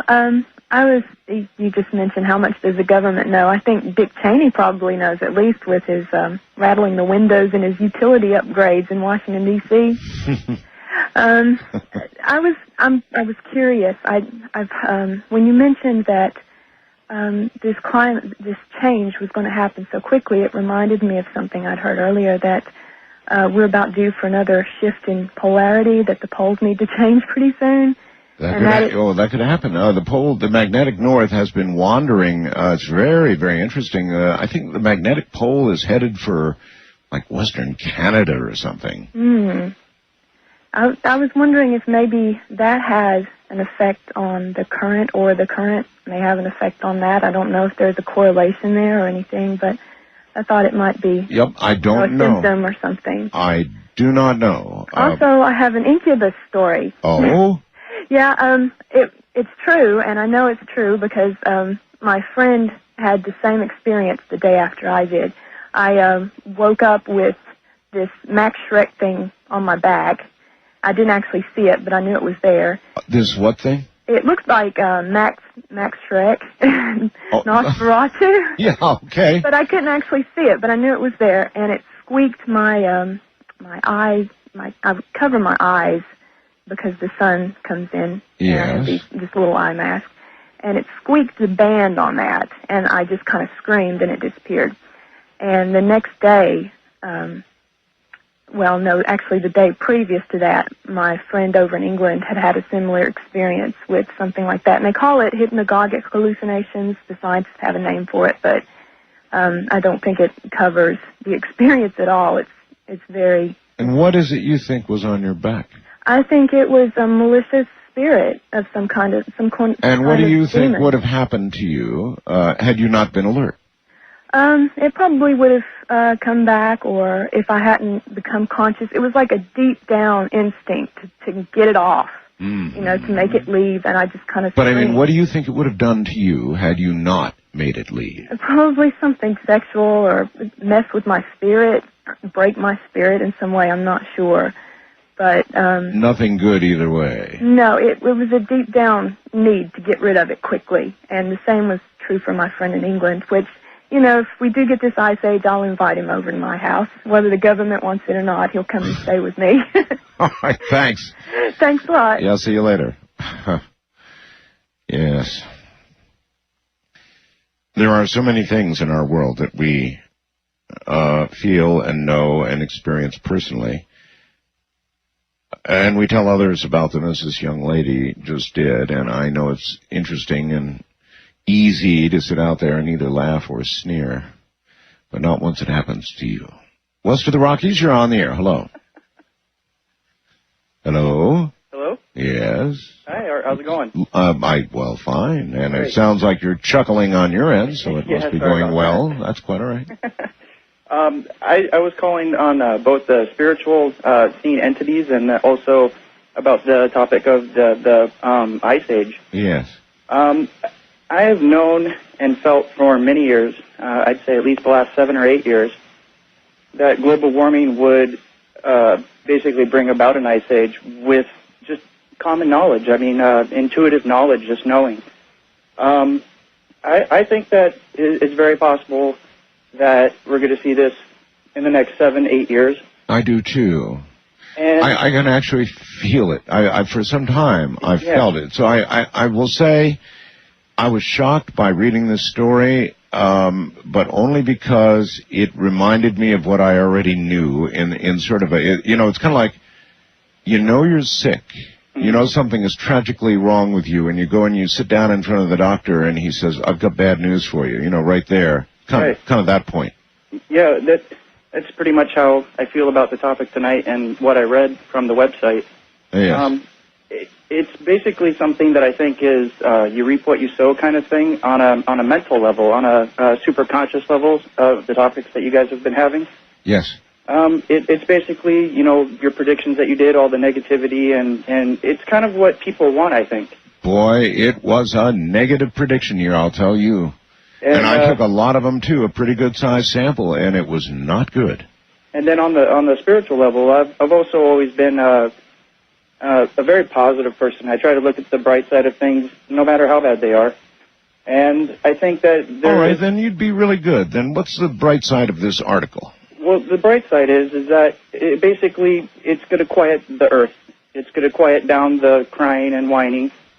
And it's going to take the people that want to survive, the people that want to survive yes. will survive. And the people that want to worry and scurry along and fight for food and... So we could think of it as the Grand Darwin Challenge. That's an excellent way of putting it. That's exactly how I'd put it. And then I have a question for the listeners. See, we can actually laugh about everything, folks. Yeah, it's a beautiful world. Just wake up. Yeah. The thing also that I wanted to ask the listeners is that I had an experience last year on a camping trip with a few of my friends where it's hard to explain. I wasn't exactly channeling or having something speak through me. I felt as though I was speaking for myself. Yes. But I called myself the Line. I said. You called yourself? I'm sorry. What? The Line. As in, like I'm drawing the line in the sand. Really? Yeah. And the experience was very strange. And I'm just wondering if there's anybody else out there that maybe have had that experience where they have called themselves the Circle or the Line, because there was also another friend there that called himself the Circle. And I'm not into witchcraft. I'm not into any of these things. I'm just a very spiritual, happy-go-lucky person. And just you and your happy-go-lucky partner decided to call each other the Line and the Circle? Well, actually, I just met this guy. He came out on the camping trip, and he was a friend of one of my friends. And you said, hi, I'm the Line, and he said, glad to meet you, I'm the Circle. Actually, it was in the middle of the night around the campfire, and I started, pretty much doing the thing that I wish people wouldn't do, which was crying and feeling sorry for the earth, and saying, why are people so greedy, and why are people so selfish, and why don't they just open their minds? So you were wallowing in world pity. Absolutely. Yes. And I don't do it very often. And I said, I'm the Line. And I said, this is going to stop here. This is going to stop now. And who knows? Maybe my conscious thought is helping, the unfortunate happenings to come about. Perhaps so. And it may be the thing that we discussed last night. Do you remember I once said that the only circumstance under which I would consider the use of this power, whatever it is, this mass consciousness thing, that we've discovered basically on this program, thank you very much, would be something as catastrophic perhaps as what's being described in this article. And I'm not saying right now to you that I'm advocating its use for that, but this would be in the class that I would consider it for. I mean, at some point, what have you got to lose? And if something this catastrophic is really on the way, then it may be in order that a worldwide effort at changing it would be in order. Hi, International Line, you're on the air. Hi, Mr. Bell. It's Sheila calling from Ontario. Hello, Ontario. It's very Sheila. cold here. Is it? Yes. Oh, I'm listening to CJBK 1290. Well, good. I wanted to comment on the weather conditions, and I'm wondering, probably a lot of people like myself are meditating on healing the earth. Mm-hmm. I'm wondering if this is part of the healing. Are we... Well, yeah, you see, bingo, my dear. You know what I mean? Like, yes, I do. You careful what you wish for. Well, yes. One might wish for the healing of the earth, but that very process, for example, might mean wiping half of it out first. Exactly. We are so unkind. That's what I mean about this power. And us, I was telling my guest last night, not fully comprehending the, quote, laws of nature. Oh, exactly. We don't, I was right with you when you were saying that you were afraid to use it. Well, yeah, because we don't understand the laws of nature, whatever they may be. Exactly. I also have a comment about something you said previously. Oh. You were talking about whether people would stick their head in the sand or whatever. Oh, many will. Well, I just wanted to say I remember a rather infamous radio show host a few weeks ago saying he would rather stick his head in the sand and die twitching than give up beef. Yes, that would have been me. Yeah. That would have been me. That's quite true. You can understand how people would rather just sort of, I don't want to know, I'm just going to carry on. Oh, you mean my continual eating of burgers? Yes. Oh, yes. It's true. I laughed my butt off when I heard that. I really did, because I like beef too. Oh, it would be the end of life as we know it. Well, there's organic, and I'm thinking about going the organic. You know what? I lived in Japan for a lot of years, and you know what they've got over there that'll really make you sick? What? They've got burgers, and they've even got, like, you look in a shop, and they've got chocolate cake, right? Yes. Oh, my God, does it look good? It looks like the best chocolate cake with chocolate frosting. It looks delicious. And they always put them in the windows in Japan. That's how they do it. And so you go and you get a piece of it, you know, and they put it on a plate for you, and you go out and you eat it, and you bite into this chocolate cake, and you know what it is? It's fake. It's soy. Yeah. It's soy. And your mouth is ready for chocolate, and you got soy, and yuck. I also love chocolate. Well, try and imagine having your mouth and your taste buds and your tongue ready for chocolate, and you bite down, and it's soy. I think I'd hurl. Exactly. Exactly, and so... But organic is actually supposed to taste better, like meat used to taste, supposedly. I'm not talking about soy. I'm talking about organically grain-fed beef that are slaughtered nicely and aren't fed, you know, byproducts and feces, blah, blah, blah. Yeah. I don't know. I'm not giving up burgers. Nor am I. But I don't want to die twitching either. Well, look, obviously I was dramatically exaggerating. I suppose if, you know, something really awful happened and beef really became unedible, then life would go on. It just wouldn't be the same anymore. No, it would not. I agree. Restaurants would change. The entire restaurant experience would change. We'd all live longer, and we'd overpopulate even more. We'd do nothing but sit around and eat lima beans. You can just kind of close your eyes and roll with it a little bit. Sort of just creates a mood all of its own. The Layla mood. We'll be right back.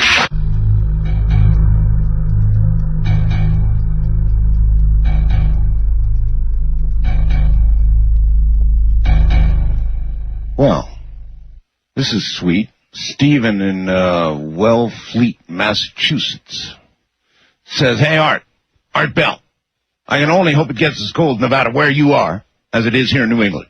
Sincerely, Stephen." Well, it's cold here now. Laugh as you will, but it's currently 26.2 degrees, and that's pretty chilly for the desert. Even for the desert, pretty chilly. Thanks, Stephen. First-time caller line, you're on the air. Hello. Hi, this is Doug. I'm calling from Canada on Vancouver Island. Hello, Doug. I listen on CFAX 1070 in Victoria. But of course. That's where we are. What I think is happening, and I think I read somewhere, either Scientific American or I saw it on PBS, that the Earth's magnetic field is reversing itself slowly. And we're in the process of that transition, and it's happened, you know, time after time, but this is the first time we're probably going to be able to experience it. And well, the magnetic pole is wandering, but there's no sign yet that it's going to flip. That would be very unsettling and would bring with it a lot of undesirable things. because some scientists have said that because it's slowing down, the whole magnetosphere is slowing down, that things are happening, like with the poles, the ozone layers, and I think the solar activity, the increased solar activity, we're seeing more of it, I guess, bombard Earth because the magnetosphere can't protect us like it used to. Well, I don't know, until it reverses itself. It could be any of this. I mean, let's face it, we don't really understand all the dynamics at work here by even a little. I mean, we really don't. We don't understand what's driving our climate change. Not really. Hand of man, normal cycles, planetary influences, volcanoes. Who the hell knows? But it's happening. Well, there's a fossilized record even in northern Canada where there's tropical fossils, plants, and so it's happened over and over again. Over and over again. Now, there's quite a bit of evidence, if you read this article, that it's happening now. Yeah. That we're about to go through the throw the switch phase, and boom, it's going to change like that. And that throwing of the switch phase reminded me of a study of rocks, magnetic, during the last, I guess. I'll tell you one thing for sure, though, sir. Full reversal. Yeah. That it happened virtually, within months. Millions of years from now, they will not dig up Art Bell frozen in place with lima beans in his mouth, I guarantee. No. But yes, anyway, it's happening, and I don't know. We're going to have to adapt. We're humans, and we need to use our intelligence to recognize what's going on and adapt. Otherwise, I guess we don't deserve to continue. Well, that's called evolution. So. Yes. Yes. So that's what I've been calling for, whether it's the hand of man or just cycles or whatever is driving this, since we don't fully, I think we agree, understand the dynamics at work here. And if we do, it's to a small degree, but it is occurring, and so we must prepare. Wildcard line, you're on the air. Hello. Hello? Hi. Mr. Bell? That would be me. Yes. It's Tom from the Bronx here. Hey, Tom. Yeah, and I have this to say, that I have a wild theory that maybe in this magnetism, like a planet like Mars, maybe the magnetism goes out that far, and maybe we'll be sucked up to where Mars is, and Mars may come down to where we are in our orbit, and they'll come to life, and we'll go cold dead. That would be unpleasant. Now, why would you think that the orbits of Mars and the Earth would reverse themselves? Well, maybe it has to do with magnetism. Maybe it happens with all the planets. Well, but it doesn't seem to. We watch them on a regular basis, and they rarely swap places relative to what they're in orbit about. But have they swapped places? Well, something happened to Mars, I can give you that. I mean, you've been millions of years ago. Yes, Mars had an atmosphere and water and all the rest of that sort of thing we now know. So something very, very drastic occurred on Mars. I mean, even more drastic than we're contemplating might occur in this article, bad as it is. We're talking about an entire planetary atmosphere being stripped. The water, if it exists now, only underground. East of the Rockies, you're on the air. Hello. Hello, Mr. Bell? Yes. Yes. My name is Gloria. I'm calling from Milwaukee. Gloria. Yes. Now, I wanted to ask you, a few months ago, they were discussing this on Mr. Norrie's show, that they sent a Galilean space probe with 48 pounds of plutonium to crash into Jupiter. Yes. Now, that sounds very dangerous to be tampering with the planet. Only if you're walking around on Jupiter. What was the purpose? And then if it were to come down on you, it would be very dangerous. Well, what was the purpose of it? Well, basically, they just allowed it to disperse in Jupiter's atmosphere.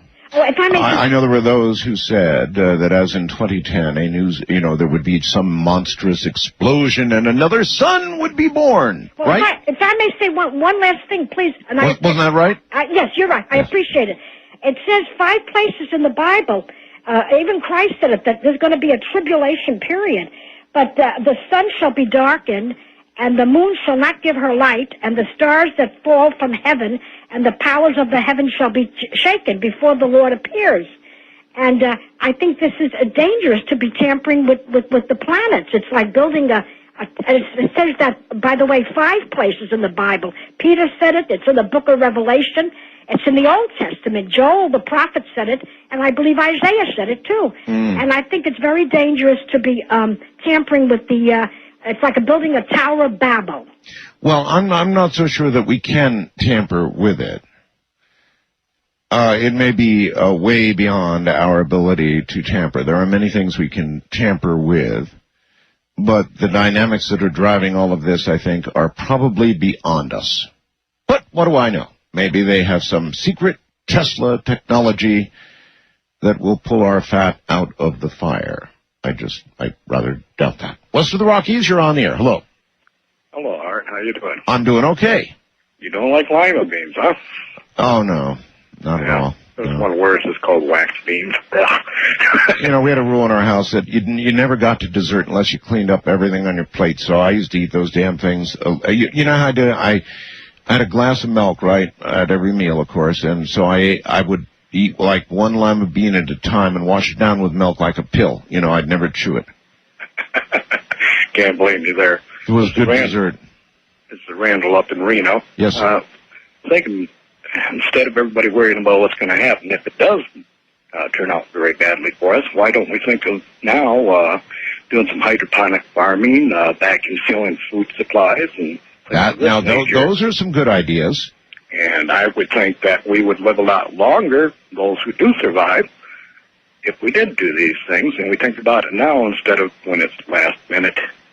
Well, if this is, these are really good scientists announcing all of this. Now, if this is true, you would think that this would be a worldwide story and there would be immediate international action to do something about all of this, as in getting ourselves ready for it. That's what I mean when I say do something. So what do you think? Will that happen, or will this story be buried like some little tiny story on page 94 of the New York whatever? Well, I believe that the government's got a lot of suppression on the news agencies these days, and I don't think they're going to let a story like that loose. They're afraid of mass hysteria. Mm-hmm. And I had a couple of questions as well. I was wondering if you might go to the Nexus concert convention over in Amsterdam. Whether I might go to Amsterdam? Yeah. Well, it sounds like a fun trip, but... John Rappaport's supposed to be there this year. Amsterdam actually sounds like fun. Yeah, it does. I'm thinking about going myself. It's in March 27th, 28th. Final question, a little bit of humor on the humorous side. What do you think all the millionaires are going to do without all their luxuries and fancy automobiles if this happens? Well, I wonder. Okay, thank you. It makes me wonder about the whole social setup and how, whether the rich, for example, will be able to insulate themselves in some way, perhaps in some parts of the world, or whether it will get to a point where money doesn't really mean anything, or how far something like this could. Certainly, it would be disruptive to the entire world's economy. I mean, the implications of Europe freezing are pretty severe when you think about it. If you really sit down and give this a little bit of thought, what they're suggesting is probably about to occur here, or already has begun, would change everything we know about the world. Everything. In every one of those towns that you're in. Even if you didn't sound like you were in the immediately affected area, international line, you're on the air. Yes, Art. Hello. Second time in 17 years I got through. Anyway, we wanted to talk about this effect with regards to the Gulf Stream. I'm amazed. Right away, I thought that there must be something very active happening in the deep parts of our planet to have some kind of effect like this. And then when you mentioned, there's another person on the program later mentioned the magnetic field shifting, that kind of confirmed the feeling that I had that we've got some big stuff happening deep down there. Well, now, wait a minute. Our magnetic field has been oscillating, and it does normally. It's oscillated an awful lot more than normal. It really has. That's what I meant, yeah. But it hasn't flipped, and there's a big difference. No, I didn't say flip. It shifted. But the second thing I wanted to mention very quickly was I read a really good article by Whitley Strieber on UFO secrecy in a brand new magazine called Phenomena, which I picked up the November-December issue, first issue, and it was a wonderful article, and I wanted to mention that to people because it's a new magazine, and it was by Whitley, and I very, very much enjoyed it, and it was quite frank and straightforward about this UFO secret policy that both the U.S. and other governments have. All right, sir. Well, I appreciate the call and the plug for Whitley and apparently the new magazine. West of the Rockies, you're on the air. Hello. Hi, Art. Yes. Well, there's a flip side to, having glaciers come down to the northern California border. What would that be? Well, the flip side is that places like the African Sahara and the Middle East will turn more temperate and actually become breadbaskets. Well, Well, so, okay, that would mean that the Middle East then not only would have most of the world's remaining oil reserves, but they'd have the food too. Now, let me think about whether that's cool. And is that biblically important? Well, again, let me think about whether that's cool from America's point of view. Probably not, sir. Probably not as good. But the Canadians live with a lot of snow. I think we could do it. You think so? Yeah, I think we could. Well, again, though, something this disruptive to the rest of the world would have a gigantic impact on the U.S. Oh, yeah. I don't know if we'd remain a world superpower. Well, maybe we would. And now, why do I say that? Well, because an earlier caller was right, and, one of the unaffected areas is, or would seem to be, by lack of mention, and maybe I'm wrong about this, but they did mention the American West and Southwest areas would go into a severe drought, but that's not nearly so dramatic or serious as what would happen in Europe and apparently Asia and other parts of the world. So that would leave a good two-thirds of the U.S. Relatively unscathed in the temporary sense. So one could imagine that things would continue with some remaining civilization in two-thirds of our country if all of this came true. East of the Rockies, you're on the air. Hello? Hello. Hi, my name is Joe. Hey, Joe.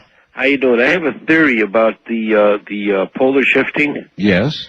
What if it's affected externally by the position that our solar system is in the Milky Way, and if our solar system spins with the Milky Way, and it's in a certain position every 10,000, 20,000 years. And maybe it's a normal cycle that, we can't control.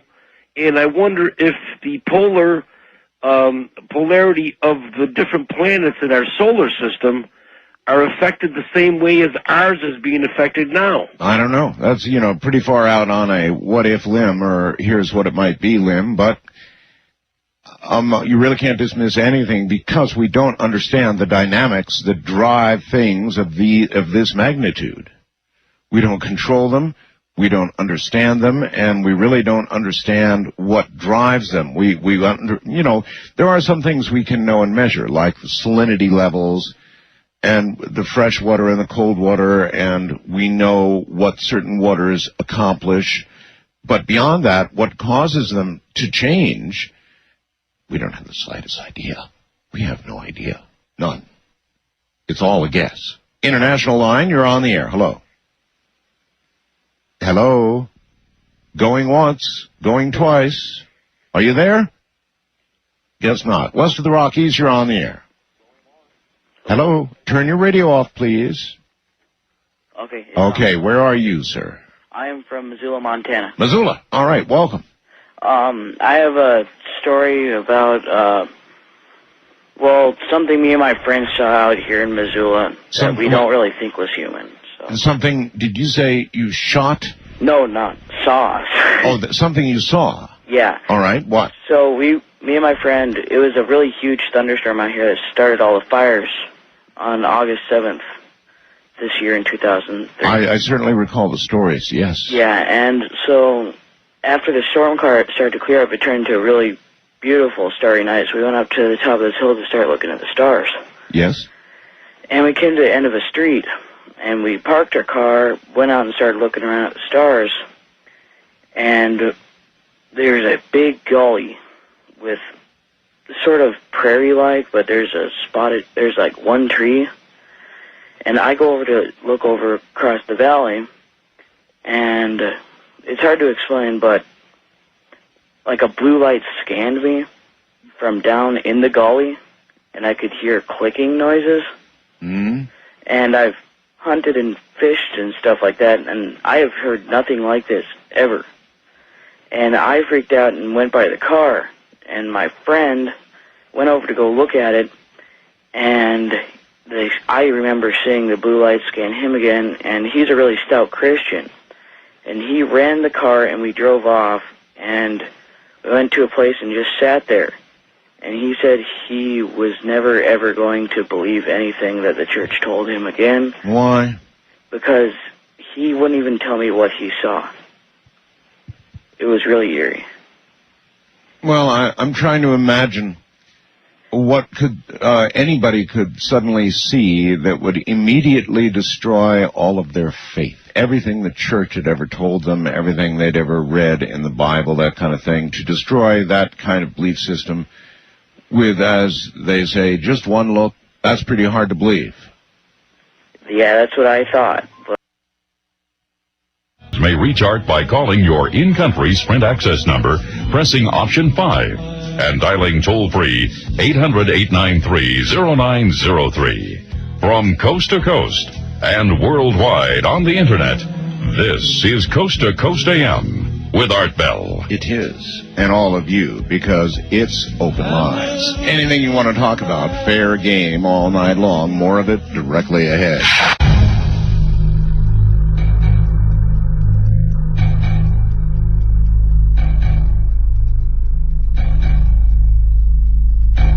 Back into the world of the unknown. First time caller line, you're on the air. Hi. Hello, Art. This is Will calling to you from Virginia. Yes, hi, Will. Hey, most of the salient features of your topic tonight have been covered.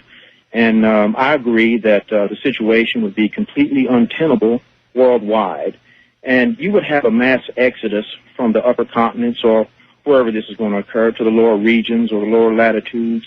Now, the areas that are agro and energy friendly as this scenario unfolds are going to be target areas for most of the world. You better believe it. Right. Now, here in America, as the situation, I assume, would become untenable, you were talking about the Southwest there, I believe that our military would begin to move into those areas. And I think that they would do so fairly rapidly because, you have other powers that would be thinking the same thing. If we don't move now, then somebody else is going to get there first. And, right now we are the foremost military power in the world. And, by the way, and of course we are, we're in Iraq. Oh, no doubt. And it seems like, we're going energy hunting maybe right now. You think that could be? No, it's a possibility. And you were talking about terrorism. We don't seem to have found those cotton-picking weapons of mass destruction. There are none. That's my personal opinion. There may not be. That's just me. But, as we begin to move about, as that scenario begins to unfold, if there is any upsurge in terrorism because of that, it would be to upset the geopolitics of the scenario itself. Yeah.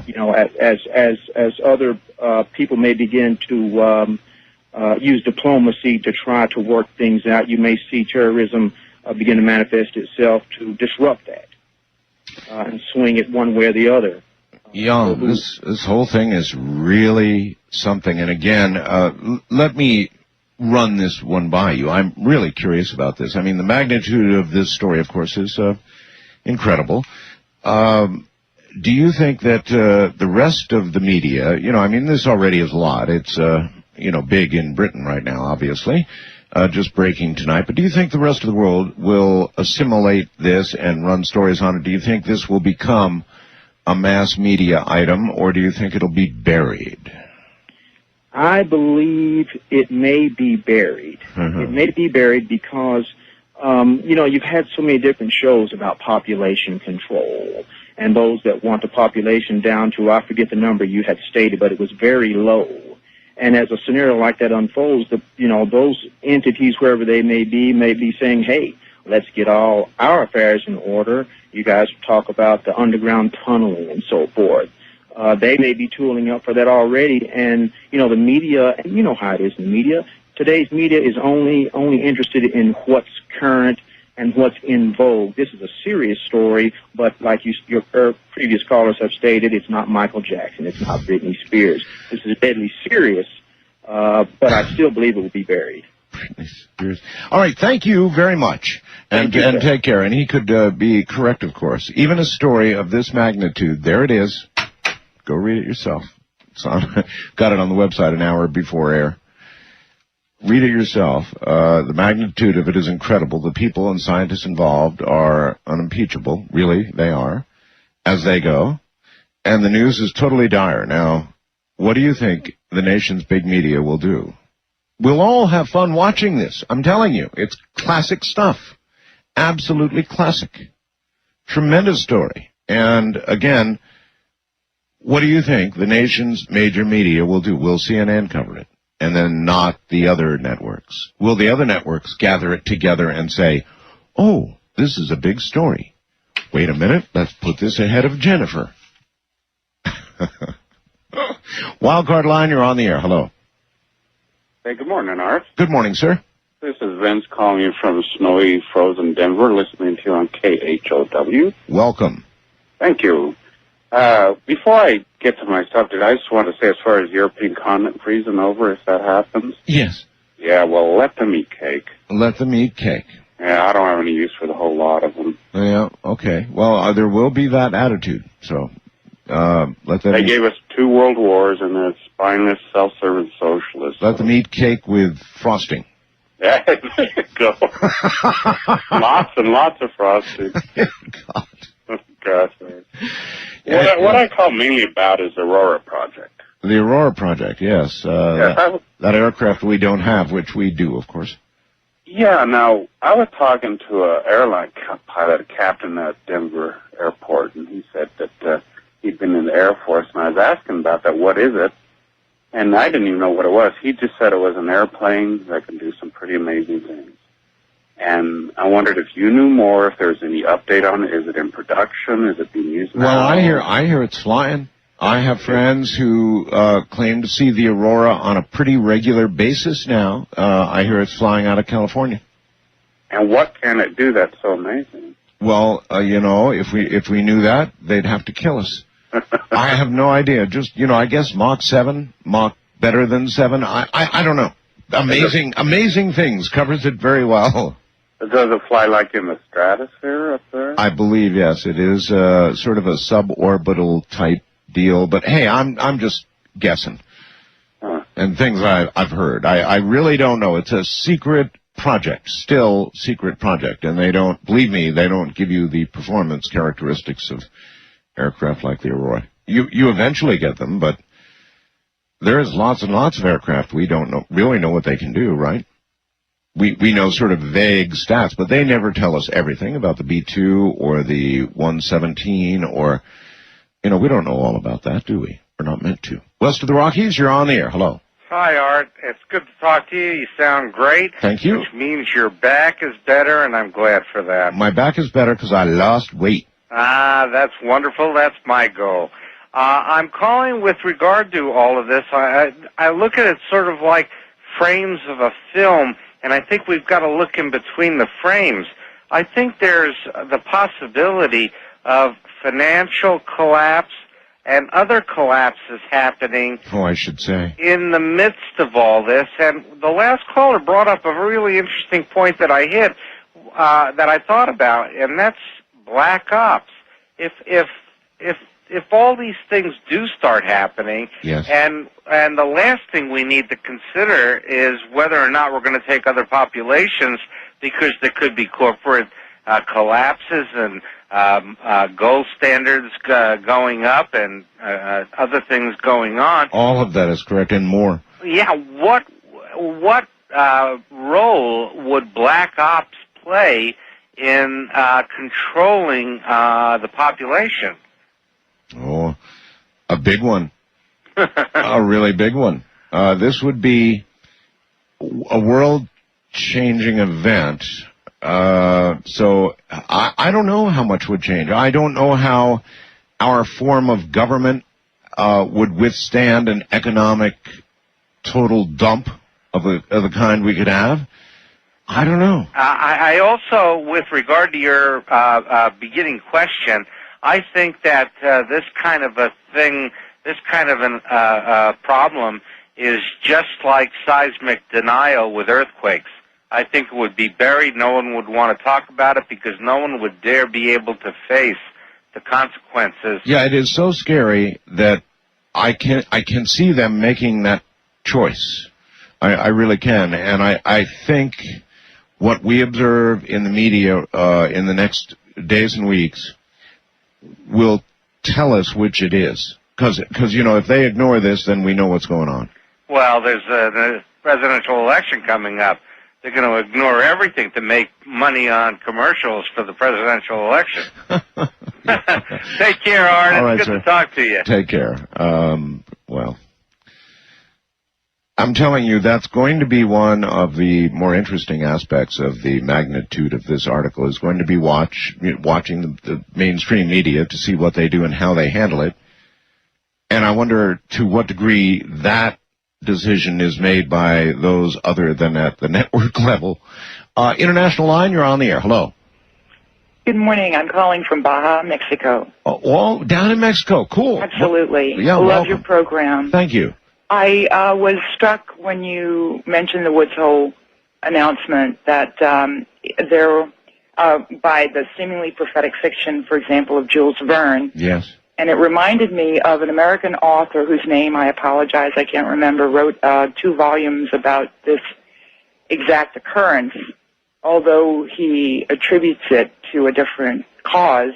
One of the books, if anyone were interested in reading possible methodologies for ameliorating the problem, is the second was Empire of Ice. I believe the first was Cold Sea Rising. What were some of the suggestions for in some way lessening the problem?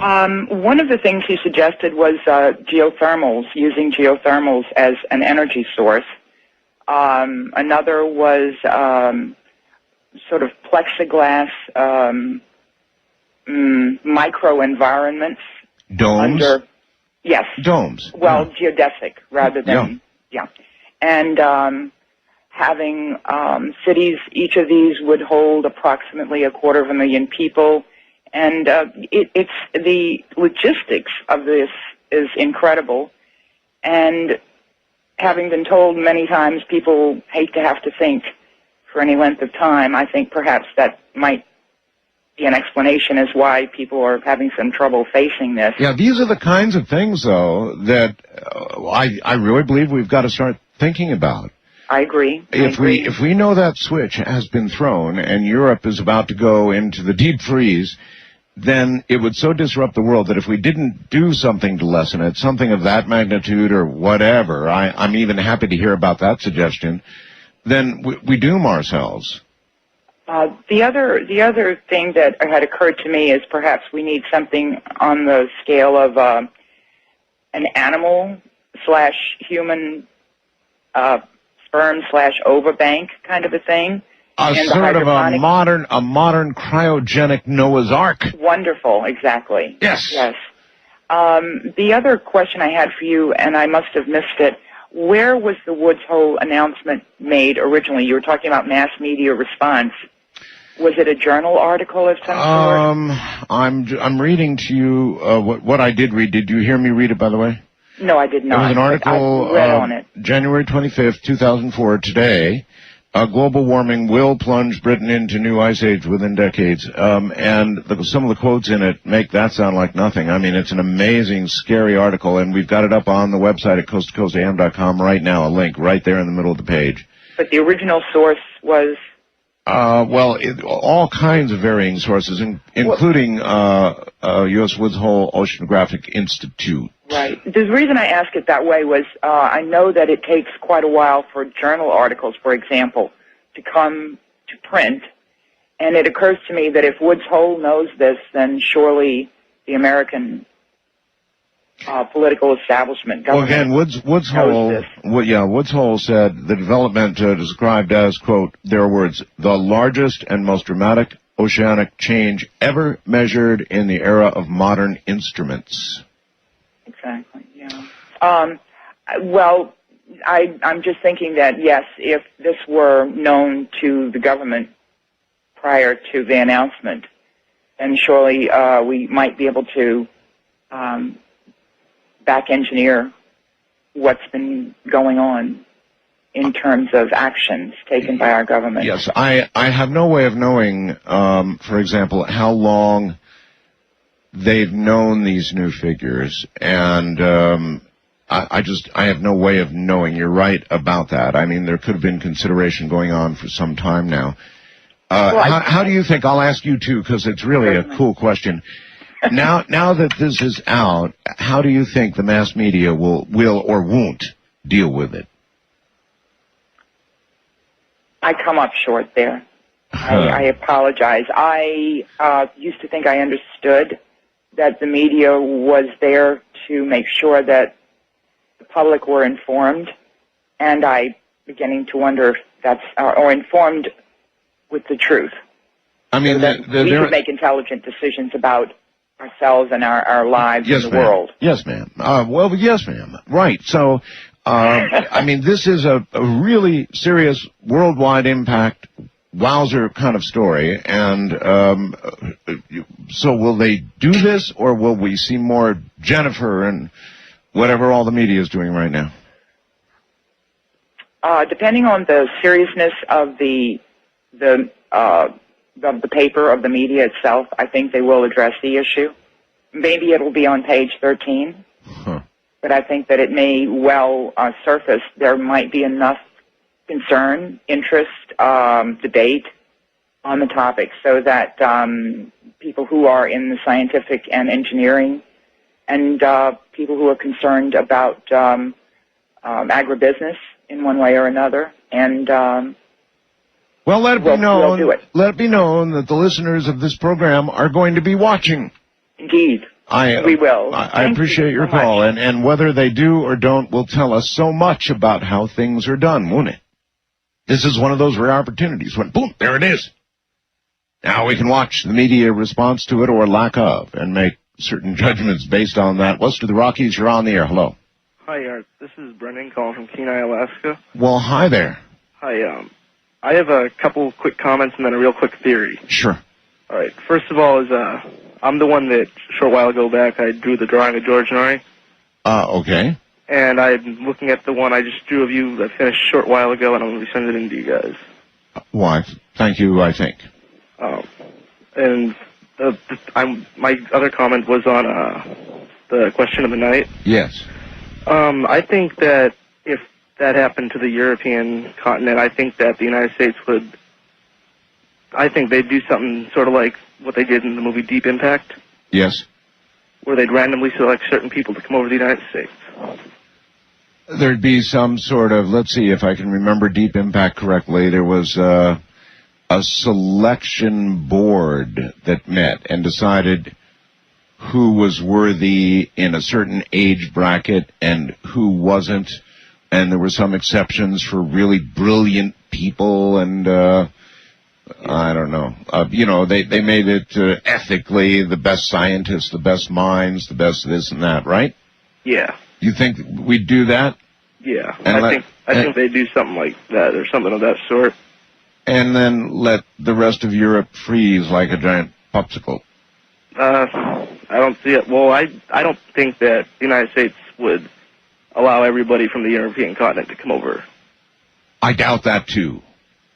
Although, certainly, to some degree, we would have to open our borders, and you think we'd do it by committee, kind of, like in Deep Impact. Oh, jeez. Pretty terrible. Do you, well, okay, you are the last one to get a shot at this. This is a big bombshell kind of article.